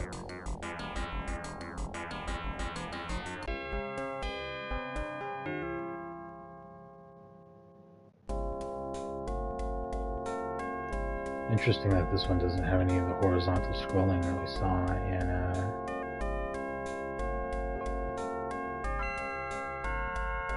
Sky Shark and Twin Cobra.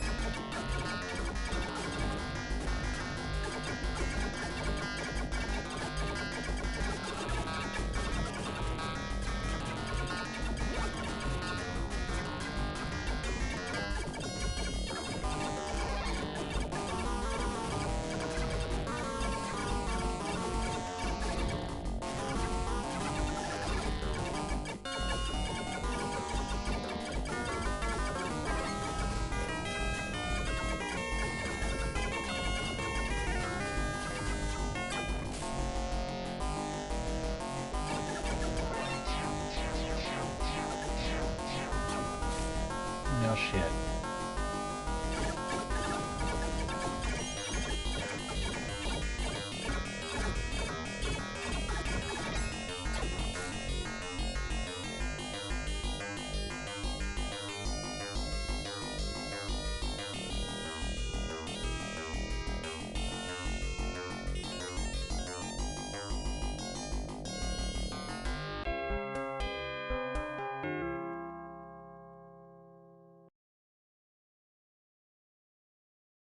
Oh, so does 152, 320 beat my old score? Yeah, I guess it does. Let's take a quick break then, on that note. Gotta get a drink and stuff. We'll be right back.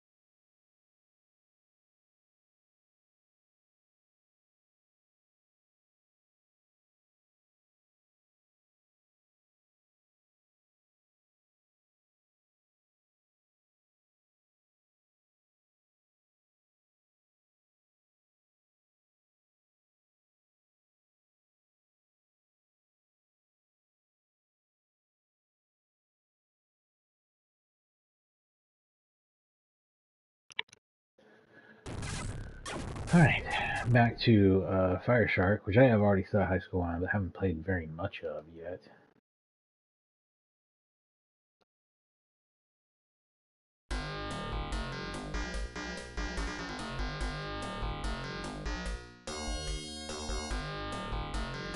I just gotta leave in an ample amount of time for mats again. And I'm trying to think if I'm skipping anything, like going to that. Oh yeah, there's also Dogi on here.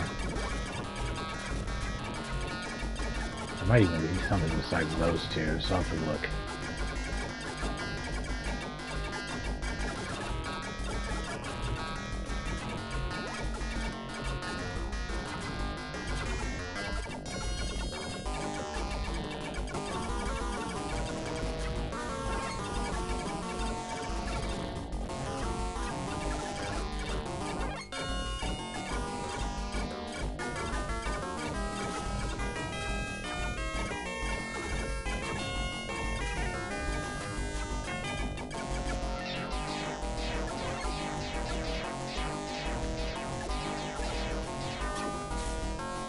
Not cool.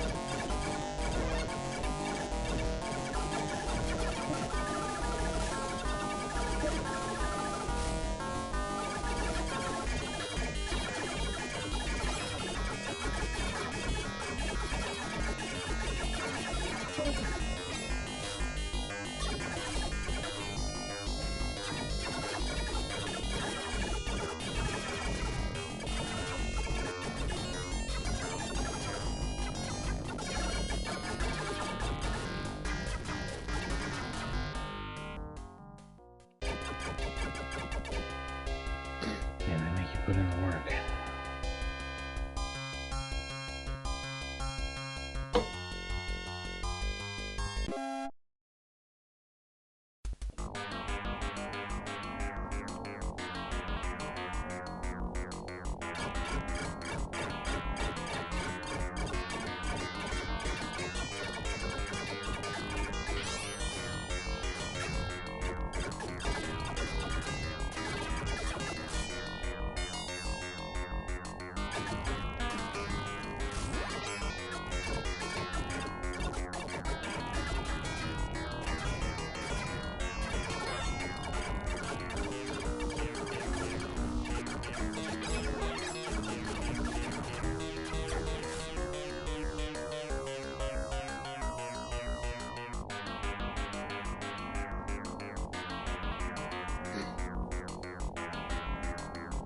I think I did say, and I've done this game in a stream before. I know I have.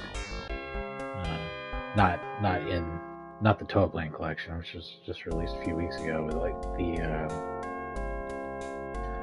I know I've done the, Fire Shark arcade version and Genesis version, right? I think I did like a Toaplan set of streams, like I don't know, maybe a year ago or something. Go back and check it out, especially if you want to compare it to the 16-bit console version. But I think I commented at the time, yeah, that I don't know that I would like the arcade game as much if I hadn't played so much of the console game, which is like much more accessible. Otherwise, I don't know as an arcade game if this one stacks up. I mean, I don't know how I feel it stacks up against, say, like Sky Shark or whatever. It's much narrower because of the not scrolling left and right. It's very hard. Truckstone has horizontal scrolling, so those games are not exactly the same. I mean, they feel kind of similar in the 3 weapon design that they use, but they're not exactly the same game. And the 3 power-up design, Truckstone or Fire Shark share. I mean, they're similar, but different. And I'd say that the lack of horizontal scrolling in this game feels like the biggest difference.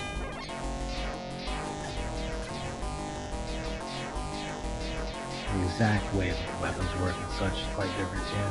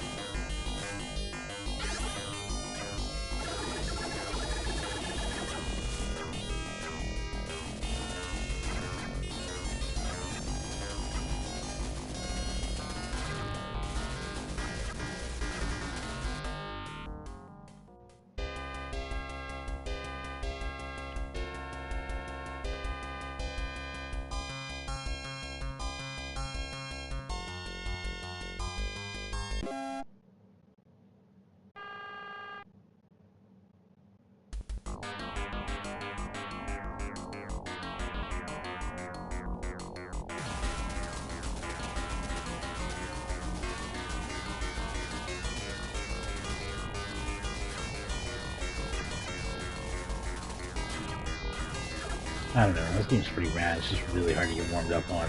Man, it's a really good game, too. All these games.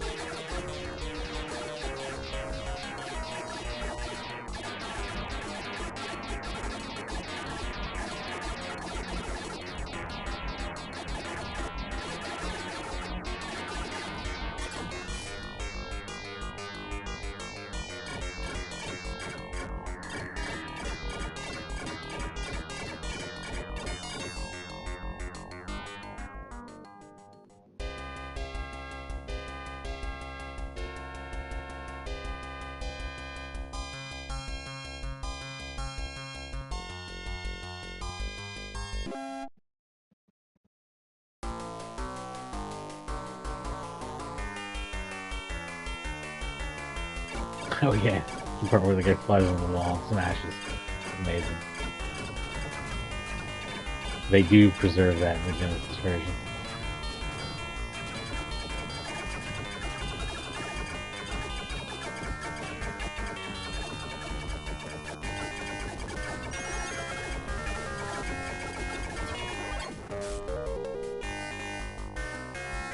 What are we tracking this level to? Well, that's a much higher high score. Holy hell.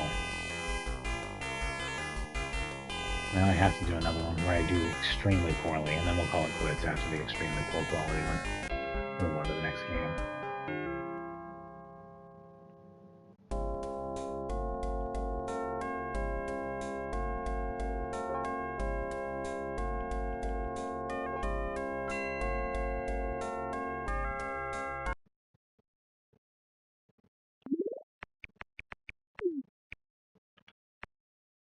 Sixth.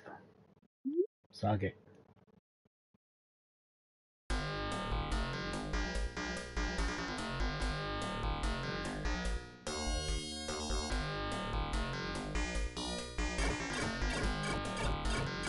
Me after talking about the importance of sportsmanship. I'm in 6th place now, so you can all suck my dick.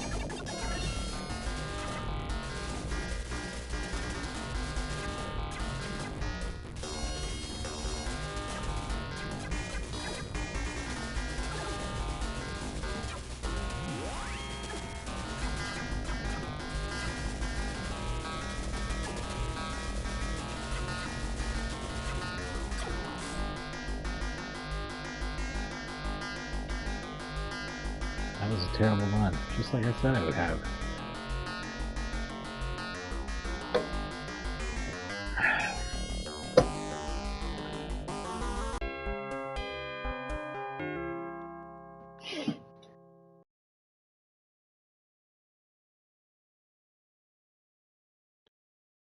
Fire shark in it. I love this game. 6th place. Best player in the world except for those other 5 people. On this particular platform and nothing else. So just to confirm, I've got dog in, and then I can really get into some bats again for a good 30 or 40 minutes probably at least. Dog in, I'll just take a few tries at. This is the game I get the least, maybe. And it doesn't feel like it belongs in this collection because it's so sci-fi.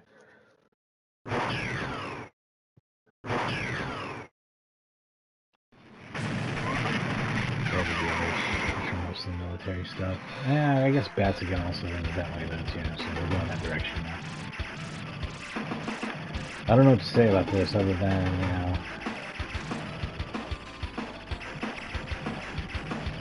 I think its main. This is interesting. I actually turned on. This has the description of how to play on the screen. Hang on. Let's reset the game real quick here. Let's take a good look at this. I was trying to figure out there's a beam button. Hang on.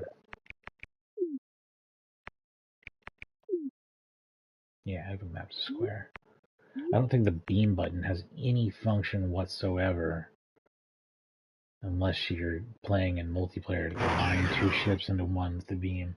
And I think that's the game's primary gimmick, and otherwise it's just got these 4 shot types you can pick from, and a bomb item, speed item.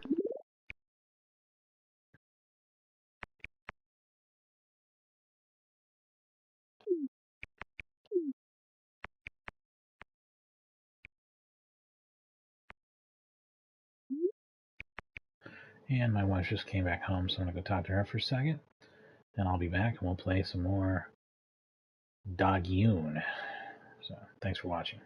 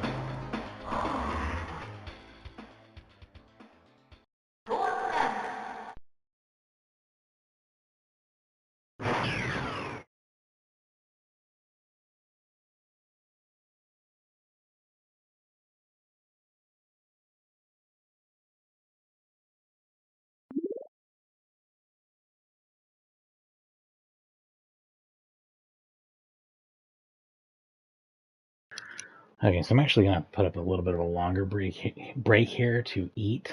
So I didn't really want to break the stream because I'm going to go till about 5, so for about another 2.5 hours. So hang in there with me. We will play a bunch of Dogyun and a bunch of... I will play plenty of Dogyun, let's say that, to match the other game's pace. And then we'll play quite a bit more Bats-again, especially since there's 2 versions, but it's also something I really want to dig into. So I'm going to need about 15, 20 here, and I'll be back. So I'm going to put up a notice, and then we'll get into that. Thanks for watching.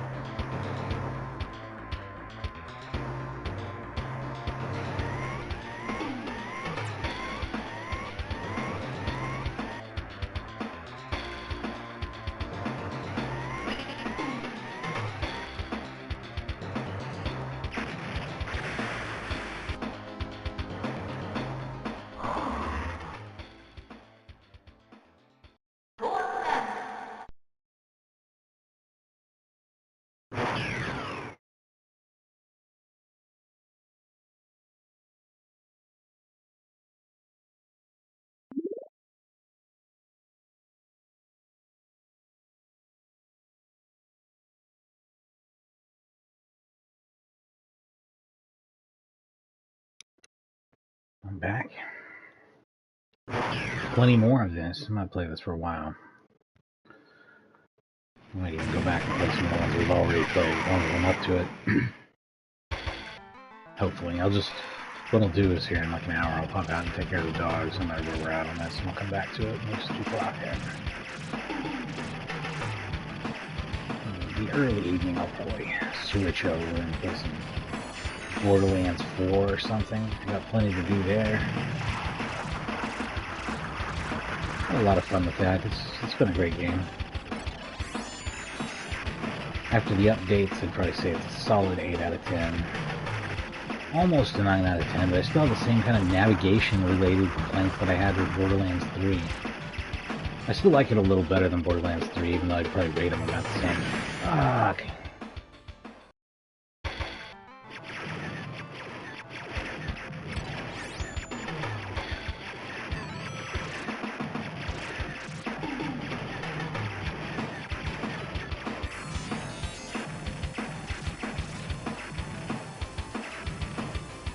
I don't even know what a good score in this game is.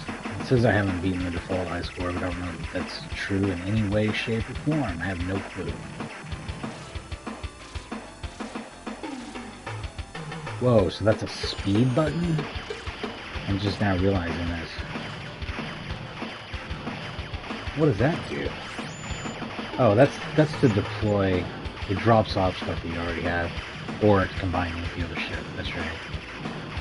But this button does not do what I thought it did. It makes you move fast. That's really interesting. This is a pretty weird little game.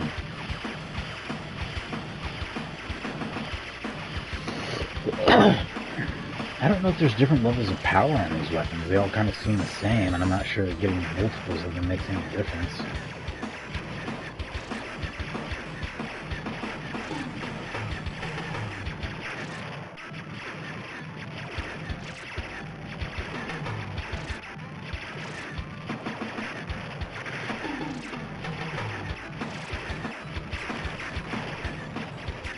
Limit on how much you can do that, I wonder? Oh, and then that's... Okay, so one of them is a speed booster and one of them is a bomb. It depends on which one you want to carry. I see. Well, do I get unlimiteds on the bomb, or no? Just one use and then it blows up? Whereas the speed booster, I guess you can probably use a certain amount and then it exhausts. Interesting. Okay. Okay. This game's got some weird concepts. Weird weapons, weird everything, really. Probably deserves a closer look. That's the bomb. This is the original default laser.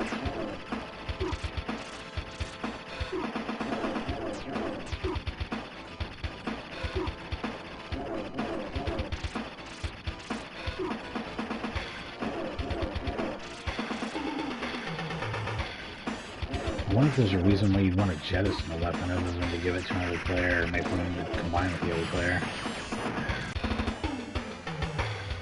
It's all mysteries to me. Let's see what we can learn about Dogion.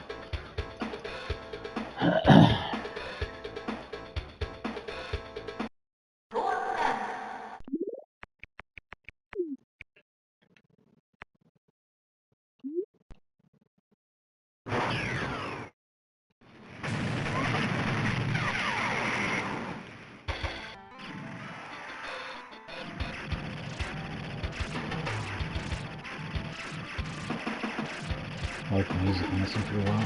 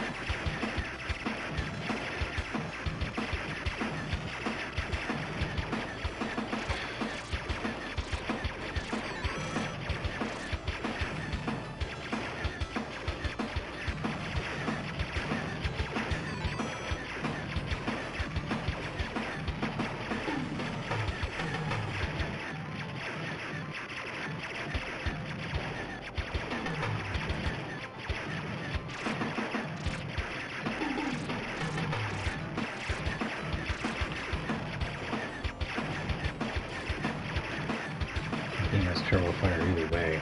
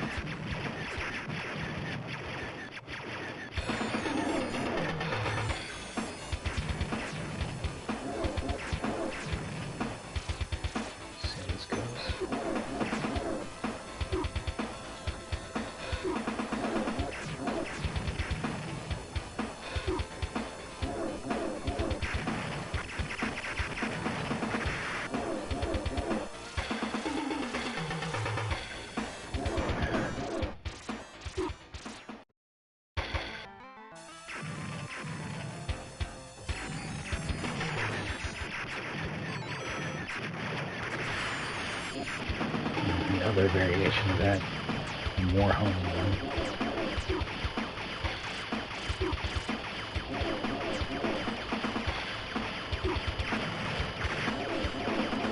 That's poorly used, poorly utilized. Fatal mistake.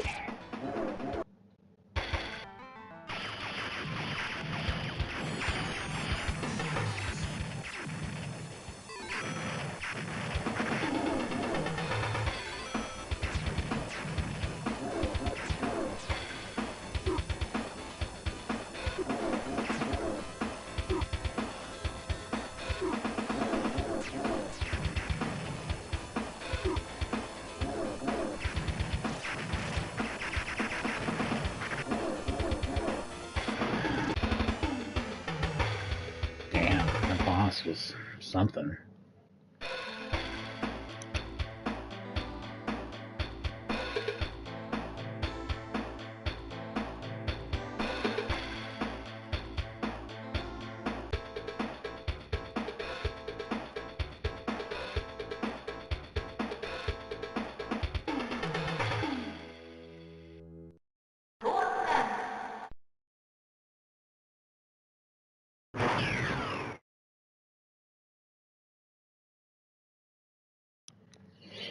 Brahms has eggnog milkshakes now, so I'm just gonna get all disgusting with that right now.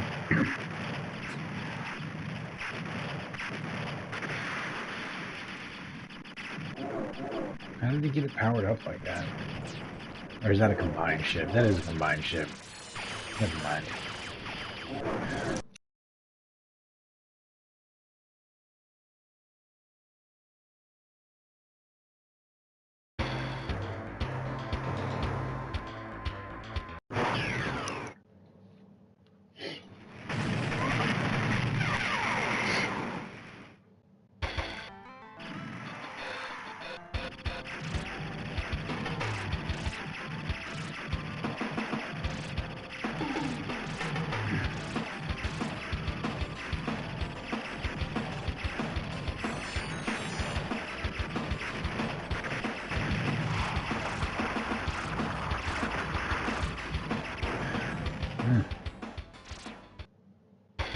That's an early death. A real early one.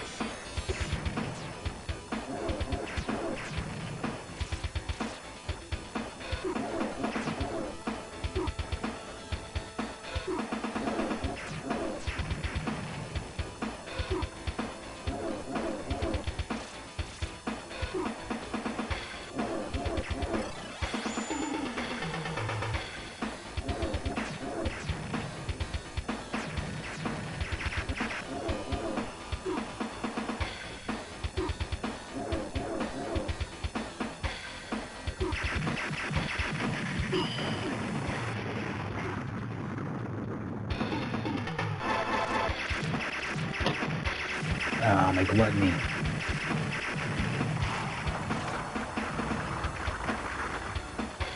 We've seen me fall victim to both greed and gluttony so far. What other deadly sins are gonna overcome me here?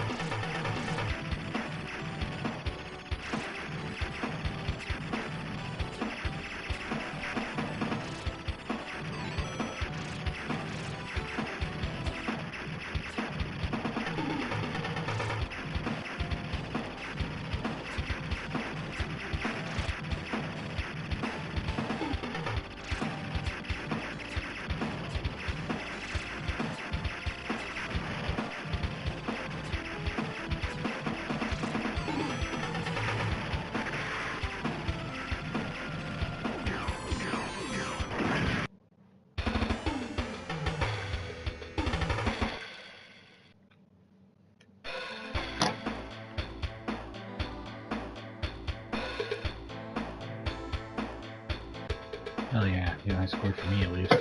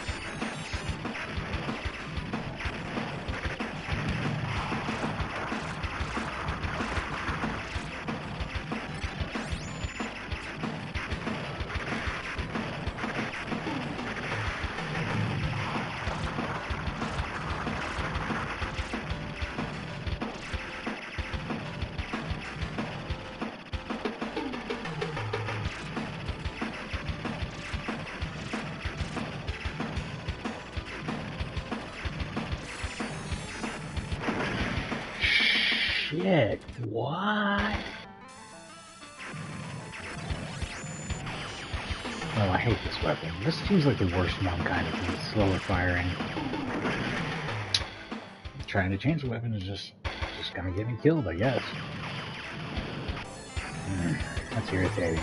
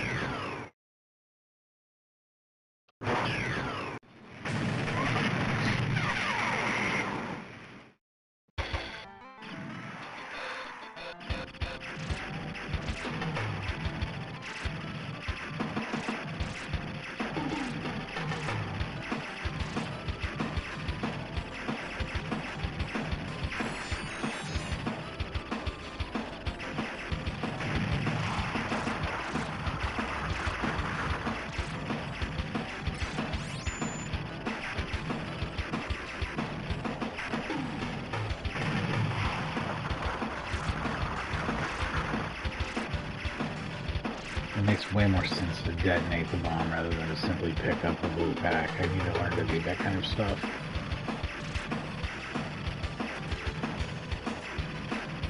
I'll get it eventually.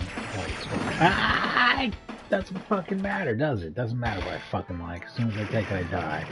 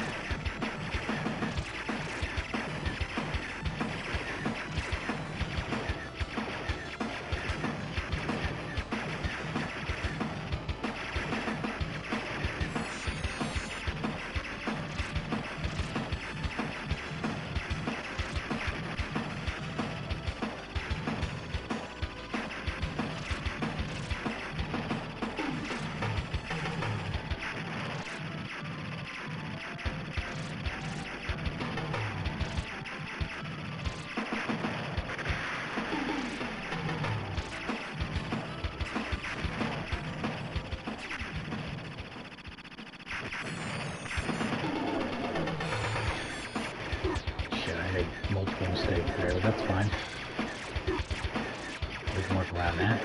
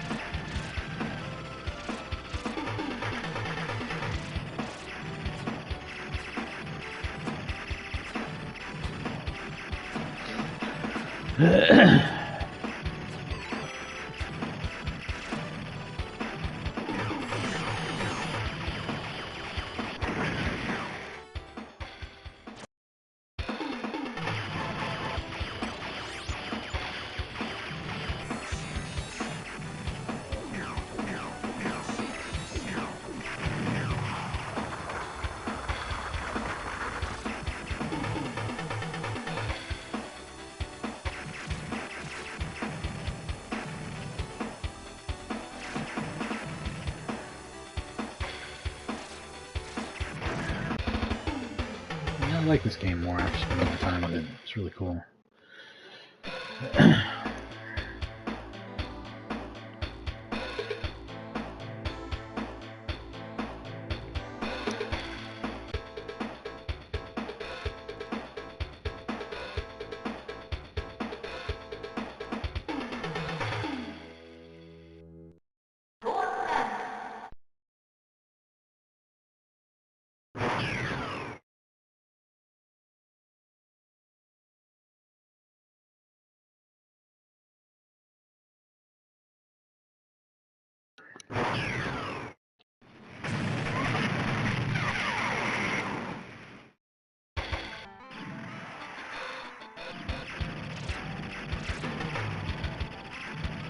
I've never seen this game in the arcades. I do not think it was released in America. I don't know.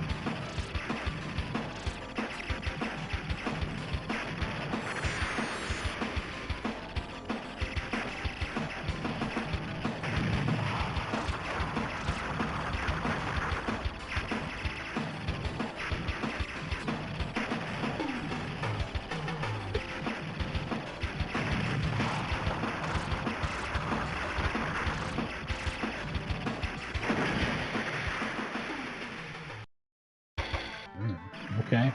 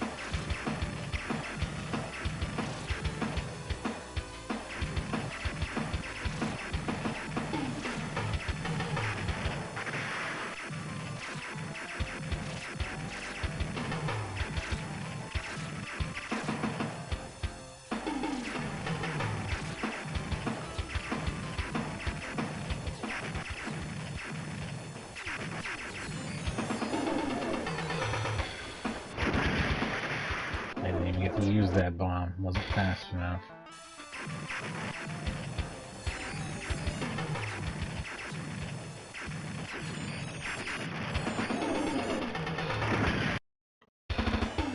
The hell hit me there? Not a clue, man. Could not tell you for the life of me what that was.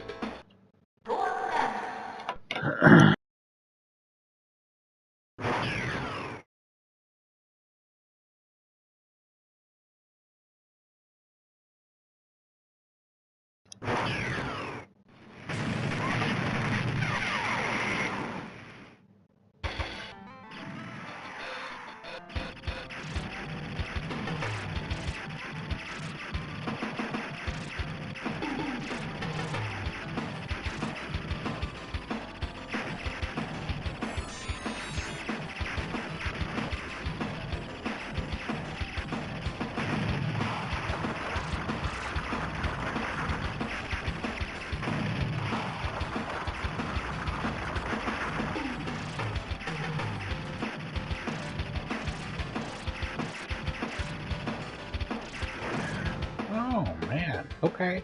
Yeah, just hook back on me out of the fuck bar. Doesn't matter.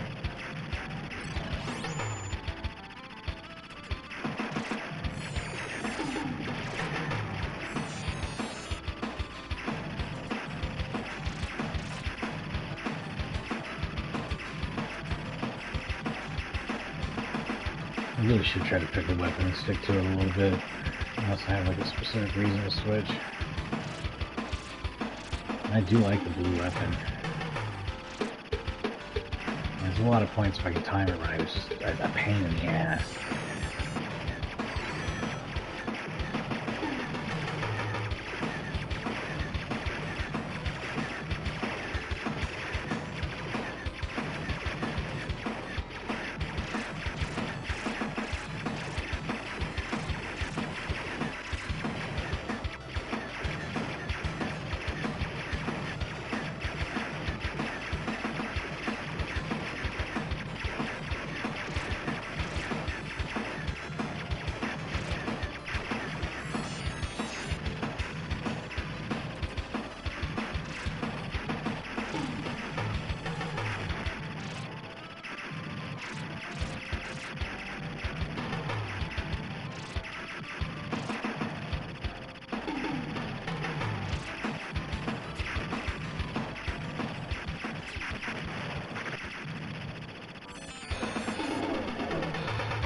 No, I shouldn't have got rid of that.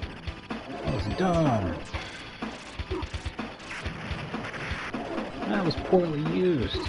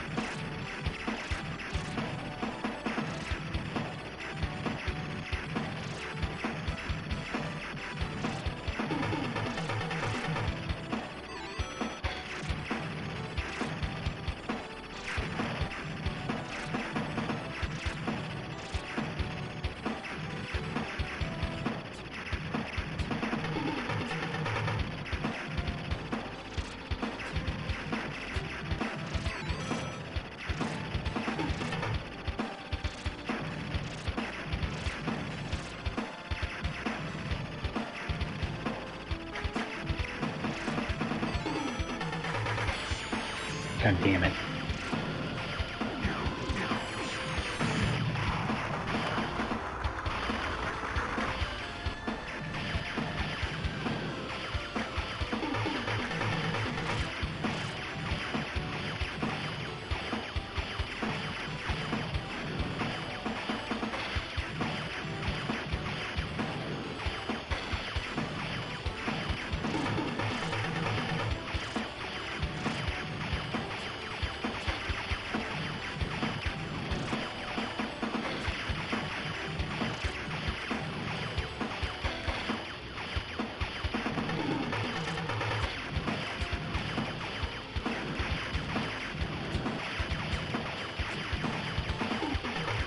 Wanted that, couldn't reach it.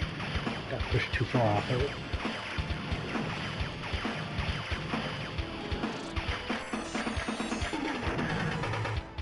Beautiful.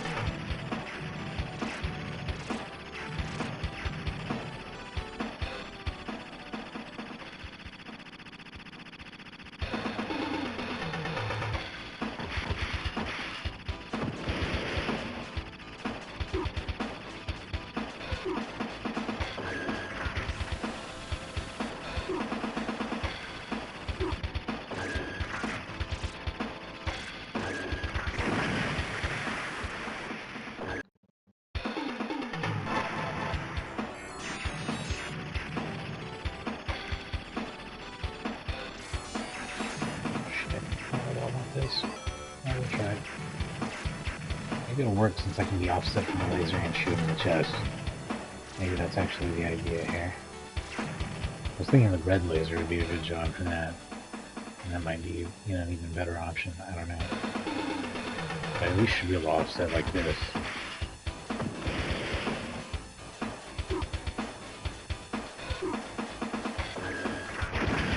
God damn it. What a frustrating dickhead.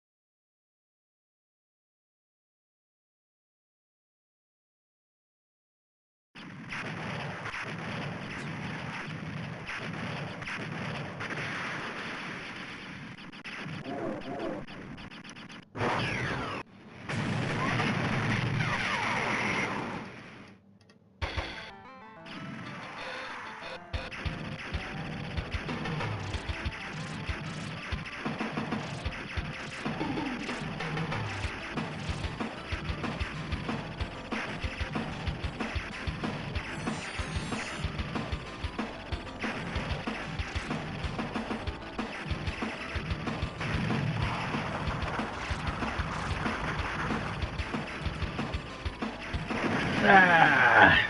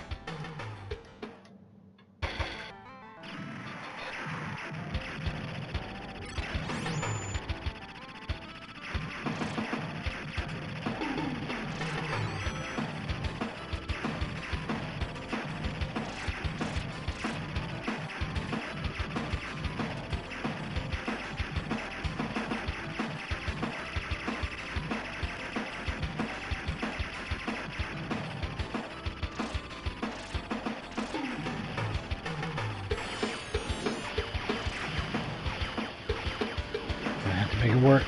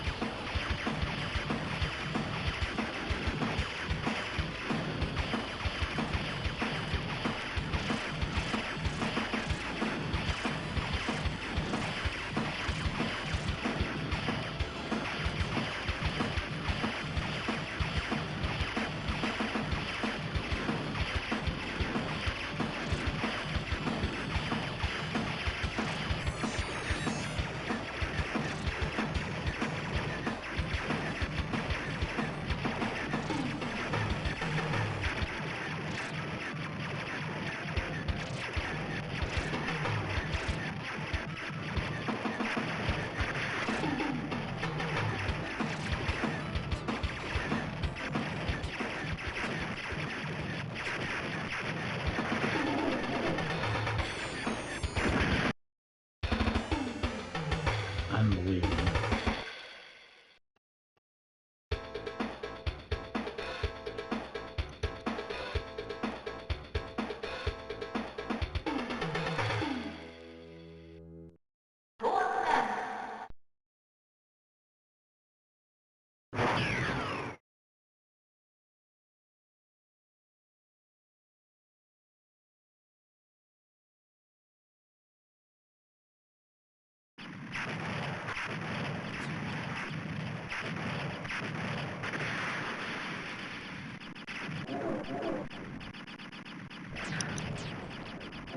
One last go. Doggy. Then we'll switch over to bats again, but I'll probably take care of my dogs, take another long break. And then we'll come back and go crazy on bats again.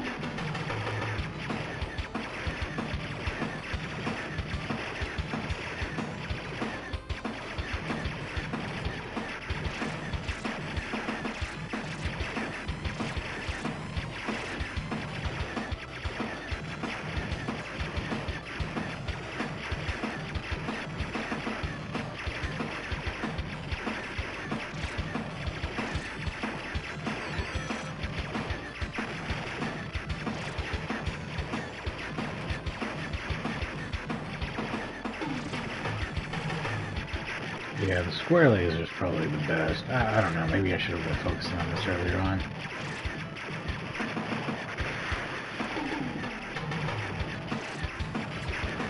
Good to know.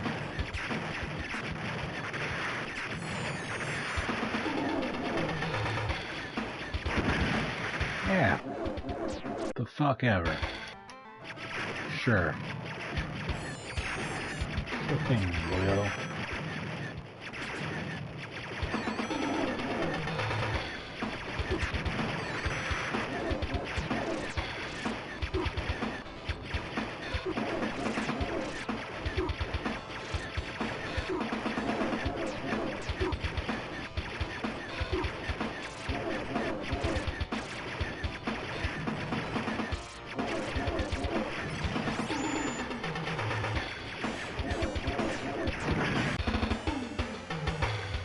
Games played trophy. Neat.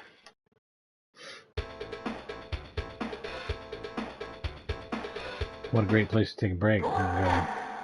Feed my dogs, take them outside, all that business. Let's switch it over to Bats again, so he has some cool new thing to look at. Let's see where I stand on this. 58th place. Okay. I like this game pretty well. It's real weird though. It's not my favorite.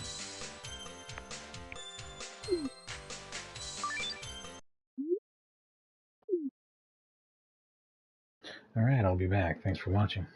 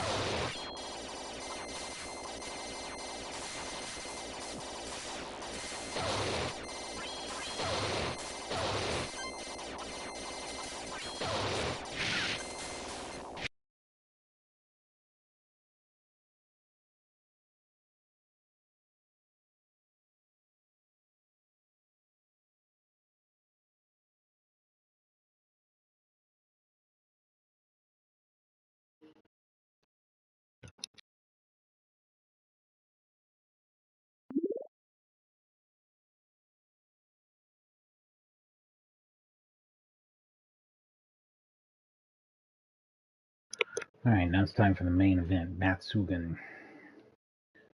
Now this is the original arcade version, which isn't as good, and I'm not going to spend as much time on it.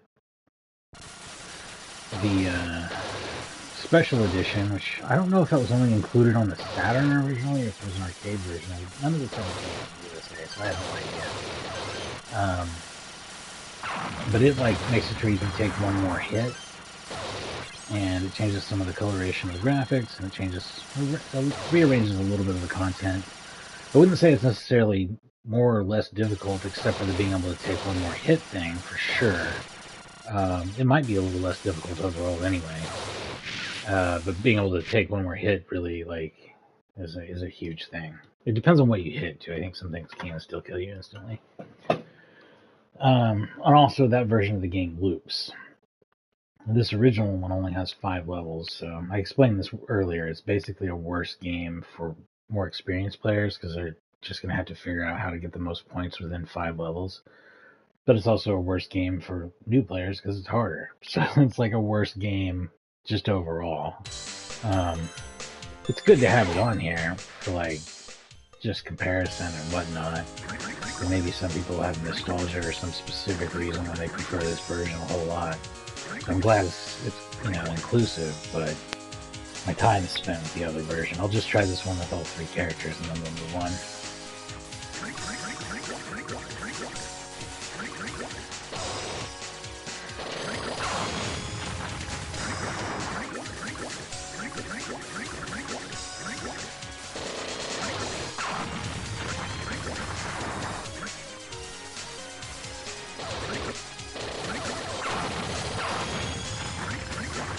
So yeah, your power-ups power up your weapon, but killing enemies and getting power-ups also raises that level down there, and then when you hit the next tier, your entire weapon changes to a higher level weapon. It's awesome.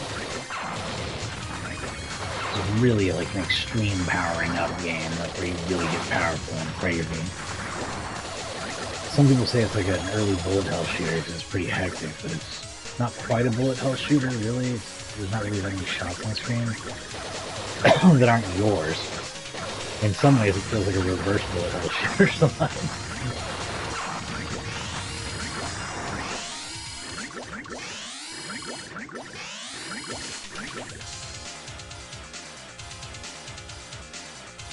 I don't know if saving score works at all in this game, or what my actual high score is at all. I'll have to look.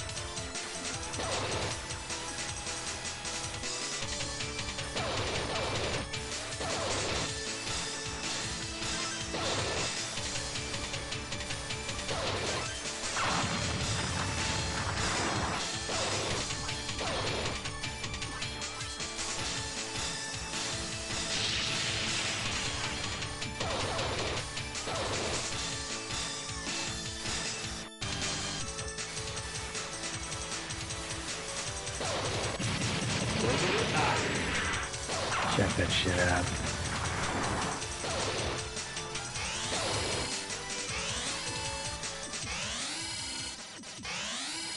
I'm a whole other type of beast here.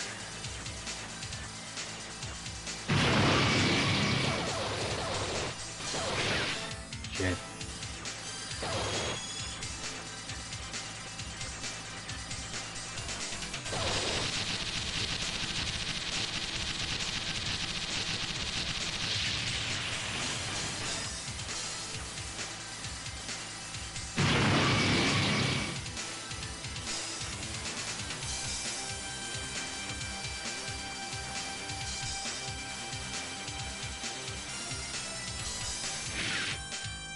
No, come on. This asshole. Oh, twice. That's balls.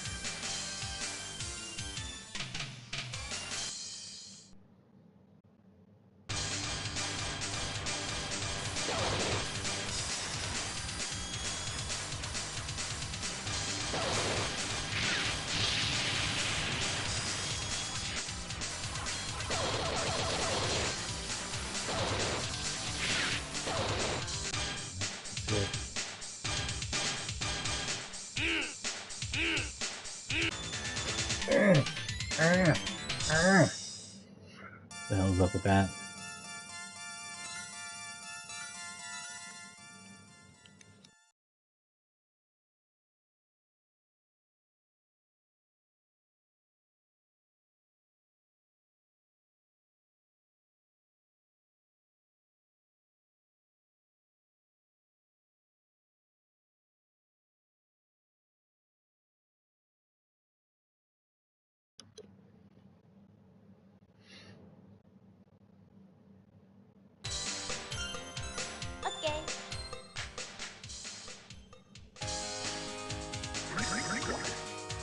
Okay.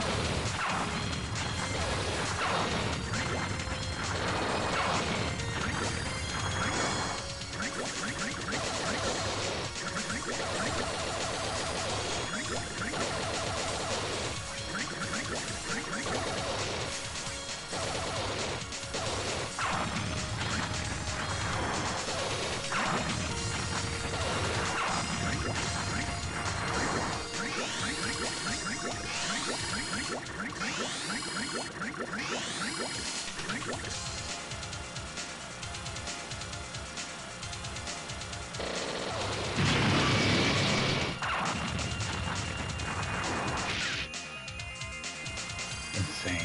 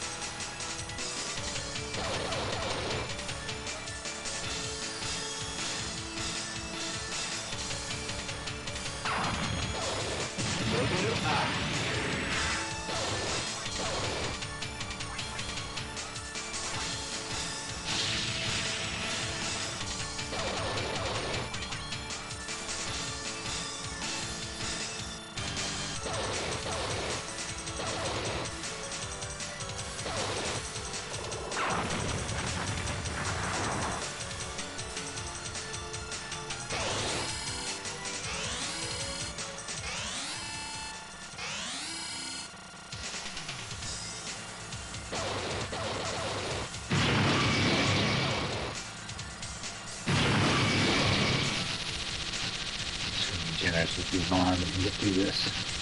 Survival is the key.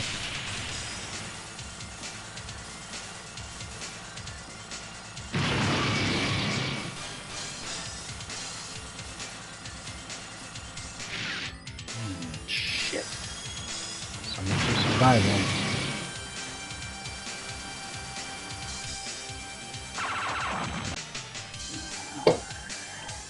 Same boat as last time. The shit boat.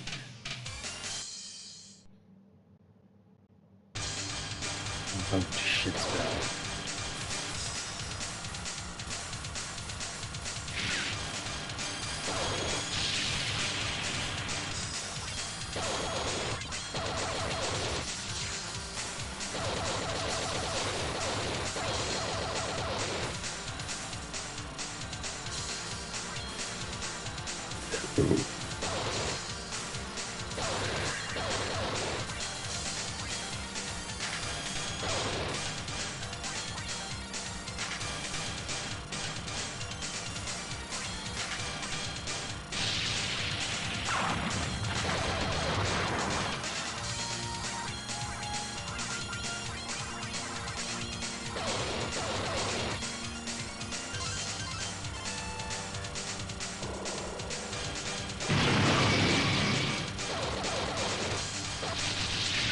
I feel like bombs work better in special also. Is that right? Or is it just my perception?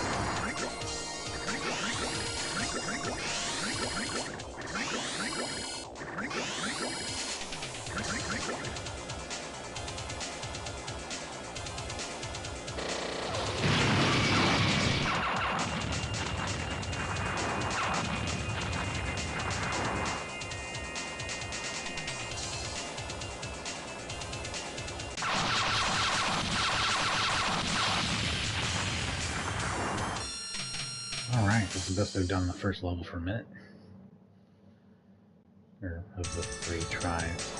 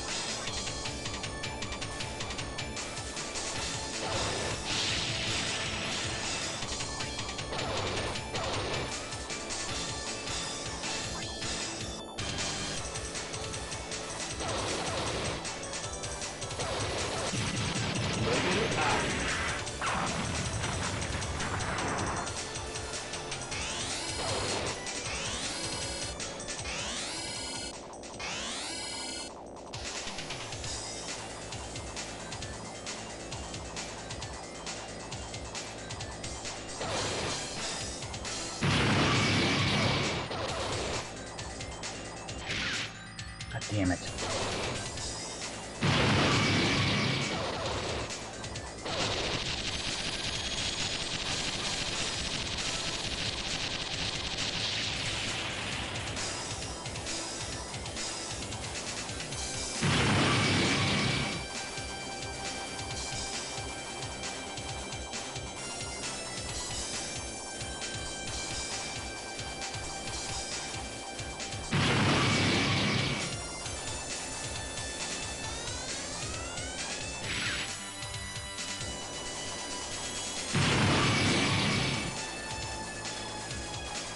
Holy shit, it's not dead.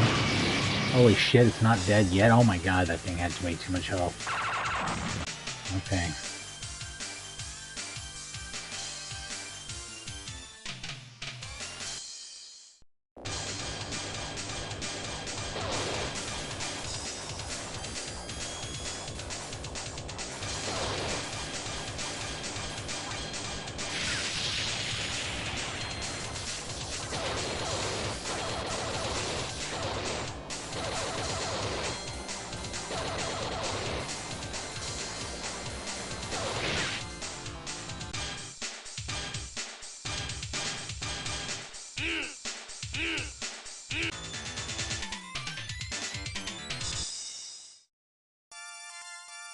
This probably is my actual best, but let's see.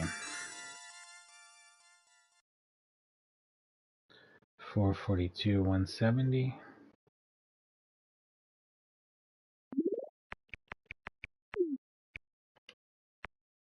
Nope, 524, 60. I still beat that out before. Putting in 81st. Still.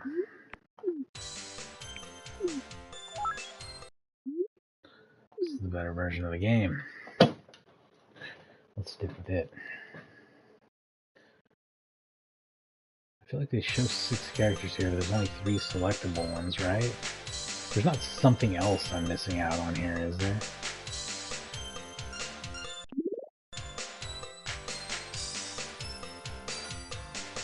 Oh.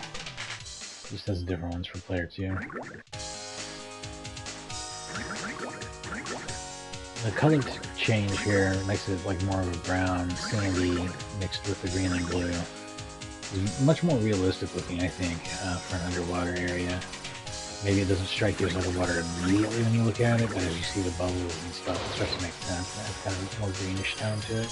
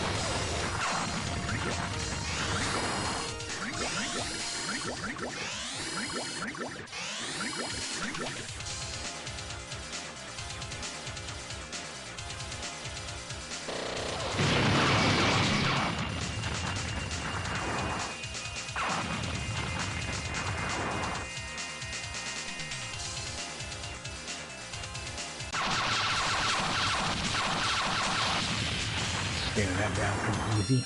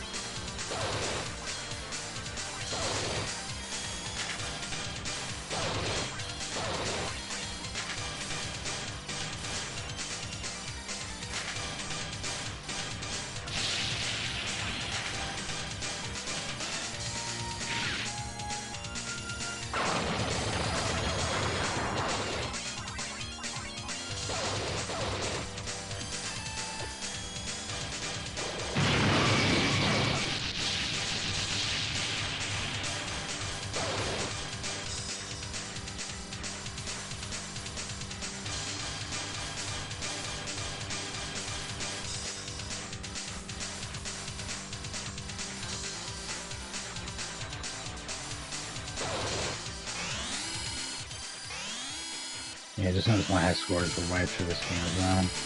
Again, the leaderboards are the only ones that really matter. There's 2 million for this game, I believe, so I've got a ways, we got a long ways. Alright.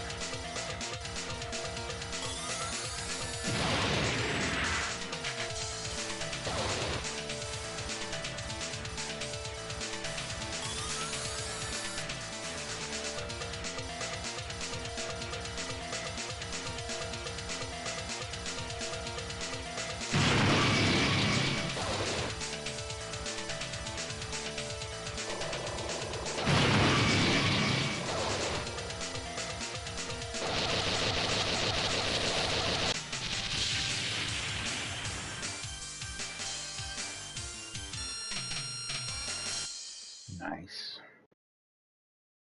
Now we're heating up.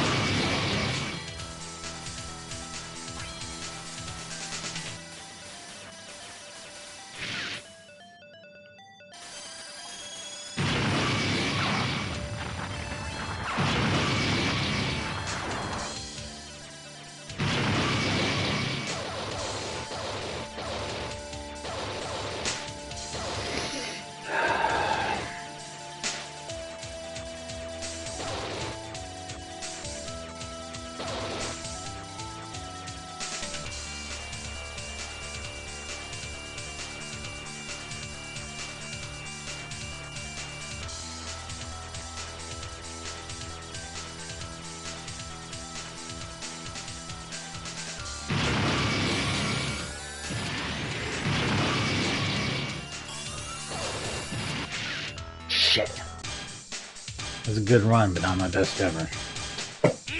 Almost made it to black level though.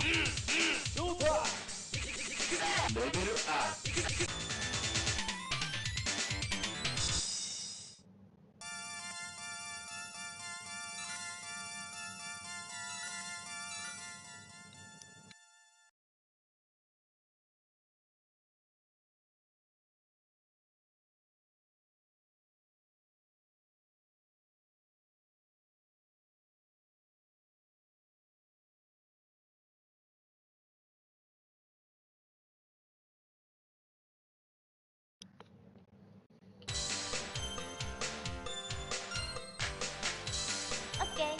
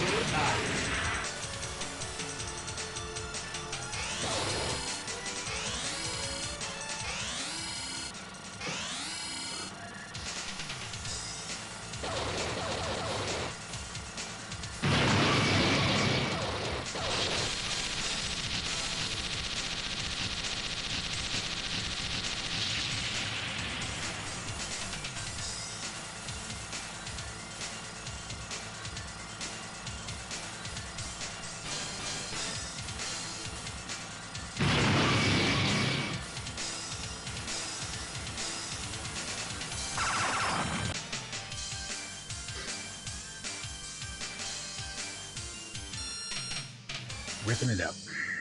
Tearing it down.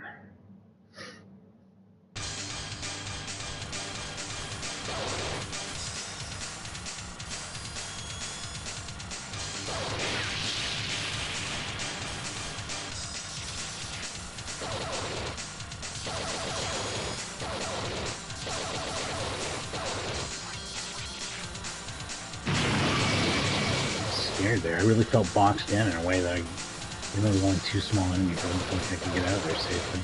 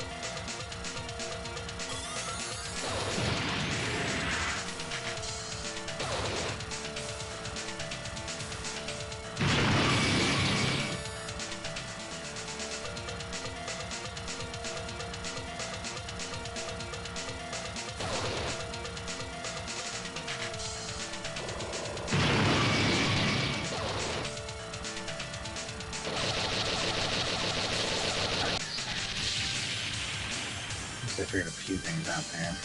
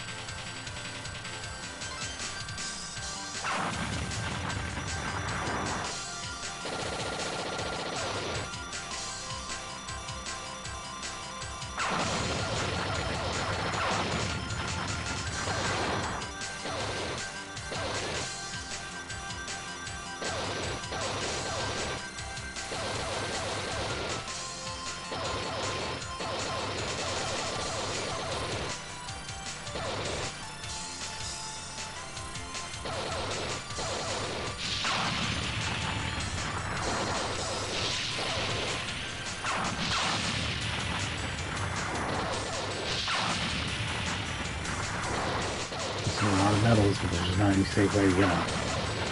Too dangerous. Most of the time. Shots like encompass them, see?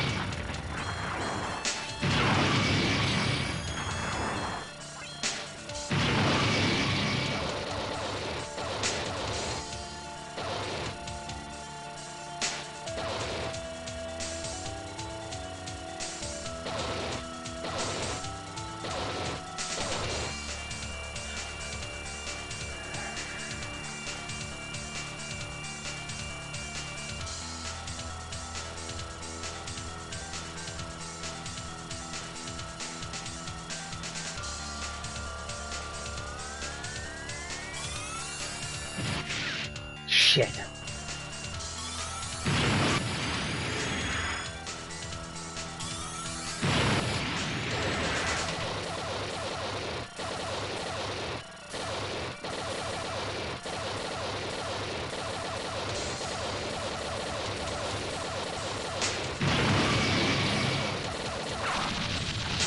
Yeah. I did it. I'm gonna be bonuses, but I did it. Maybe I'll get a nice formula somehow.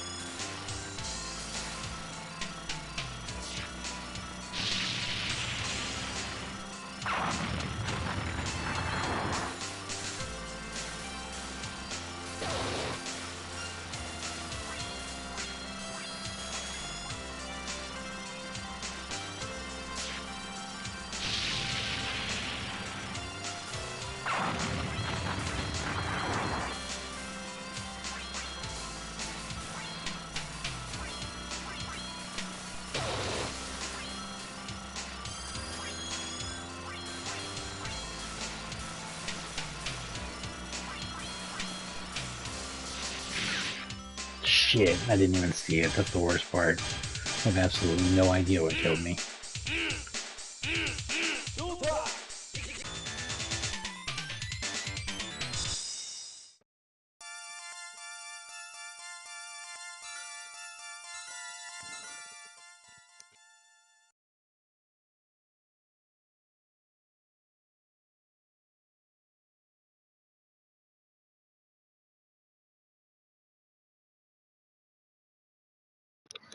I finally finished that enormous shake.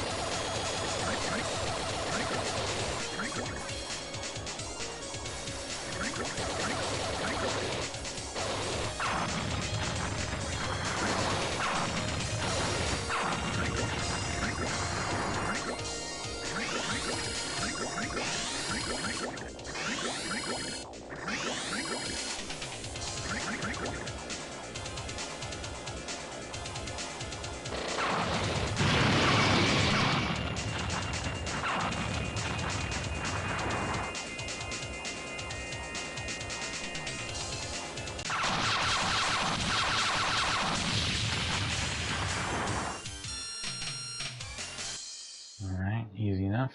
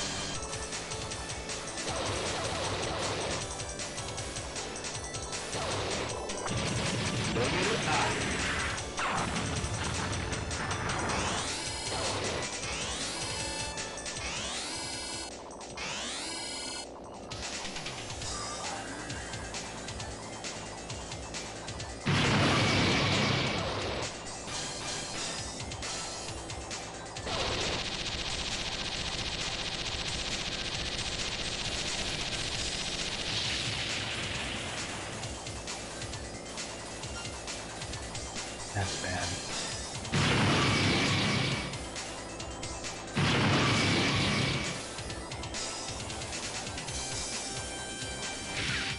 That's worse.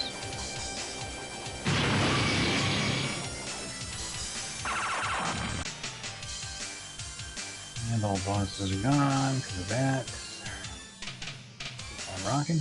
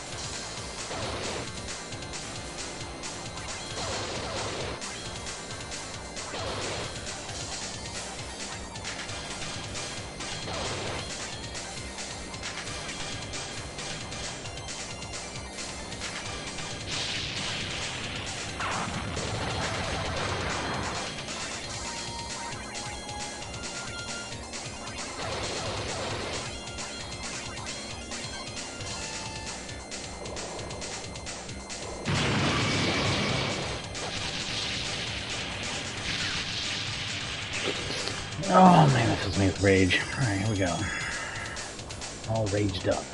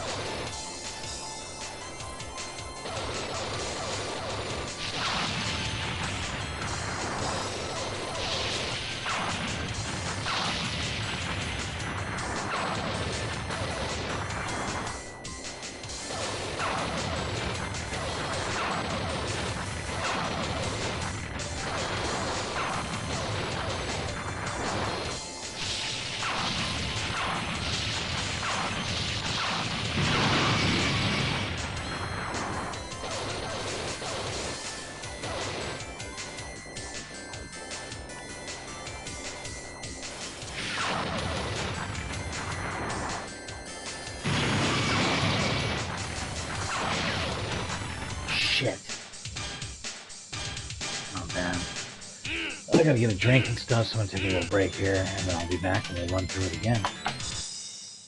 Batsugan Special Edition. It's the better version of the game. As you can see, it's very fun.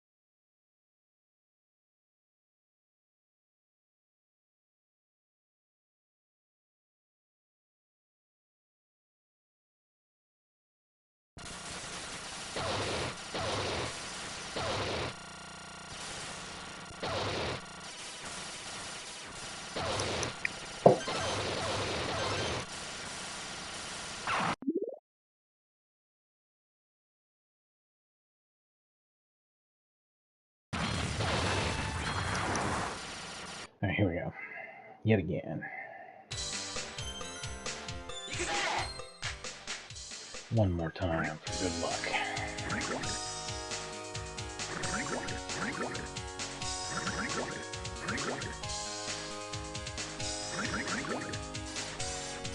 This game's really worthy of the effort, though. It's a very, very cool game. I think anyone would enjoy if they played.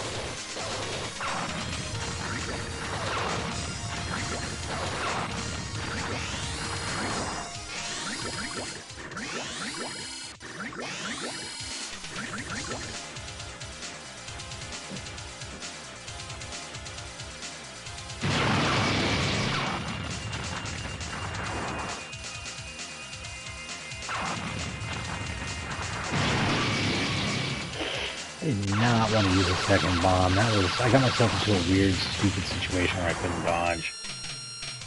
And I have to try and scoop up some bombs here, and hopefully things will go better.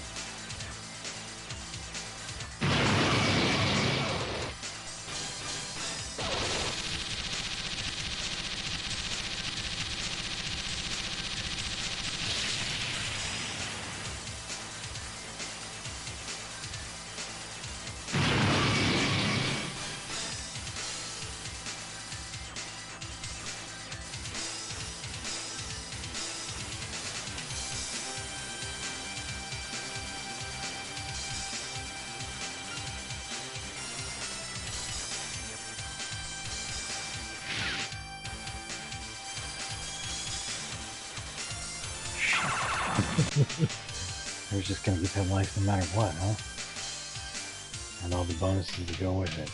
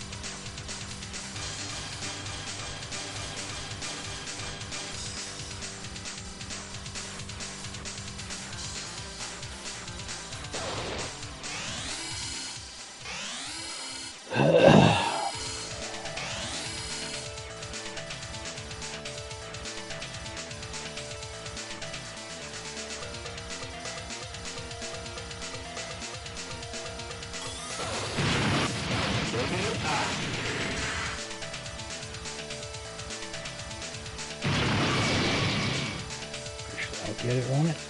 Won't it? Won't it? Come on, die. I hate you so much. Took away my shield.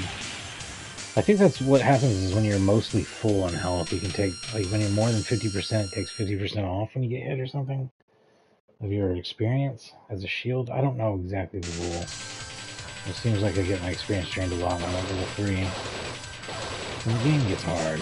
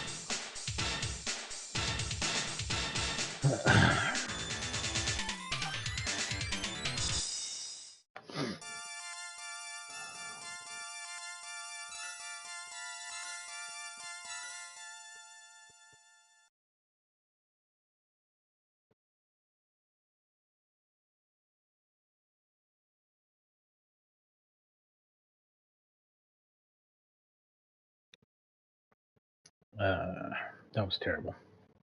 Let's see if we can do not terrible. Okay. Okay.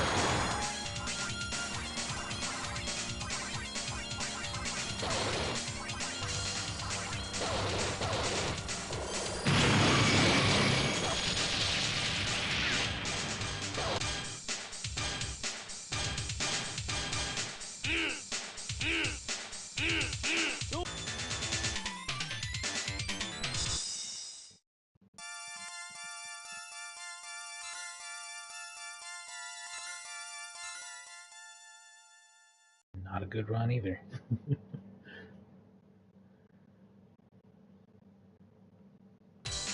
Getting worse.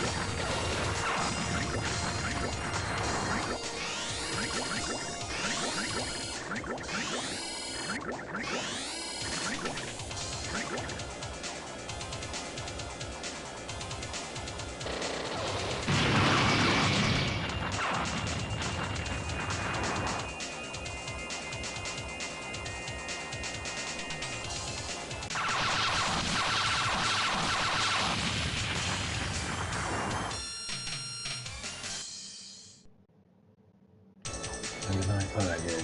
Nice.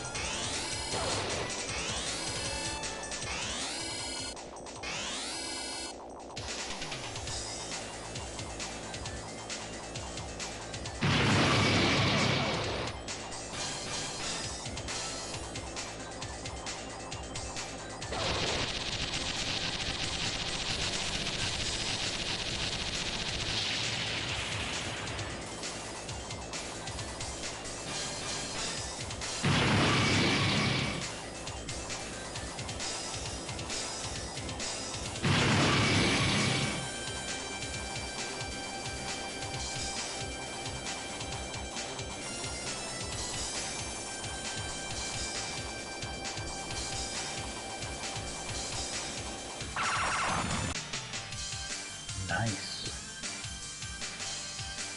Actually got some bonus. Looking good going in.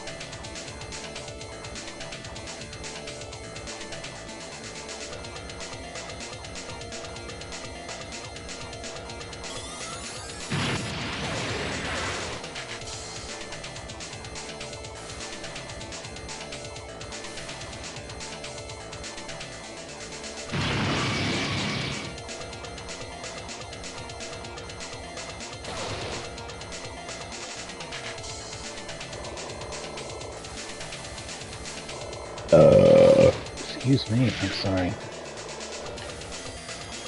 just got a fusion milkshake for some reason.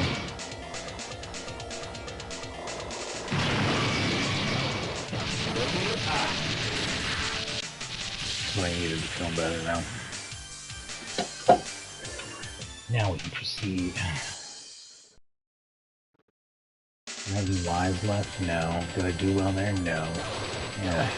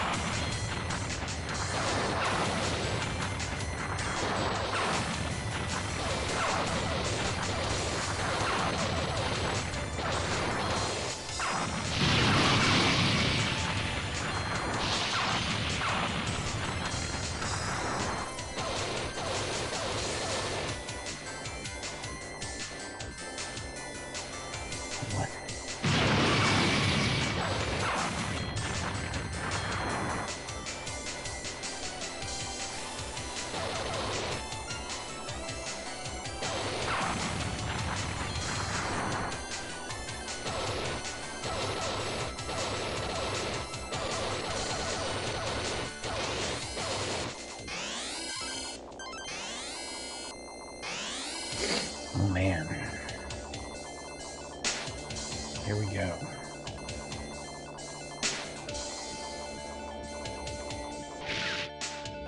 Well, shit.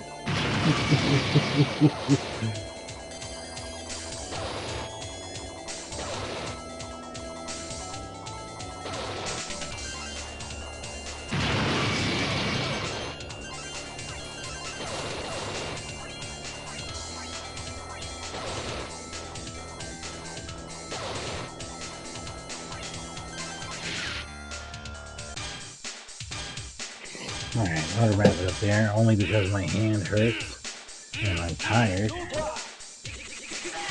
Otherwise, I could play this forever. But don't worry, tomorrow I'll have another super long stream of Toaplan Arcade Collection Volume 2. It's got more of the space games on it. It's got that Truckston and Truckston 2 that you guys love. So stick around for that. And thank you for watching. Have a good weekend.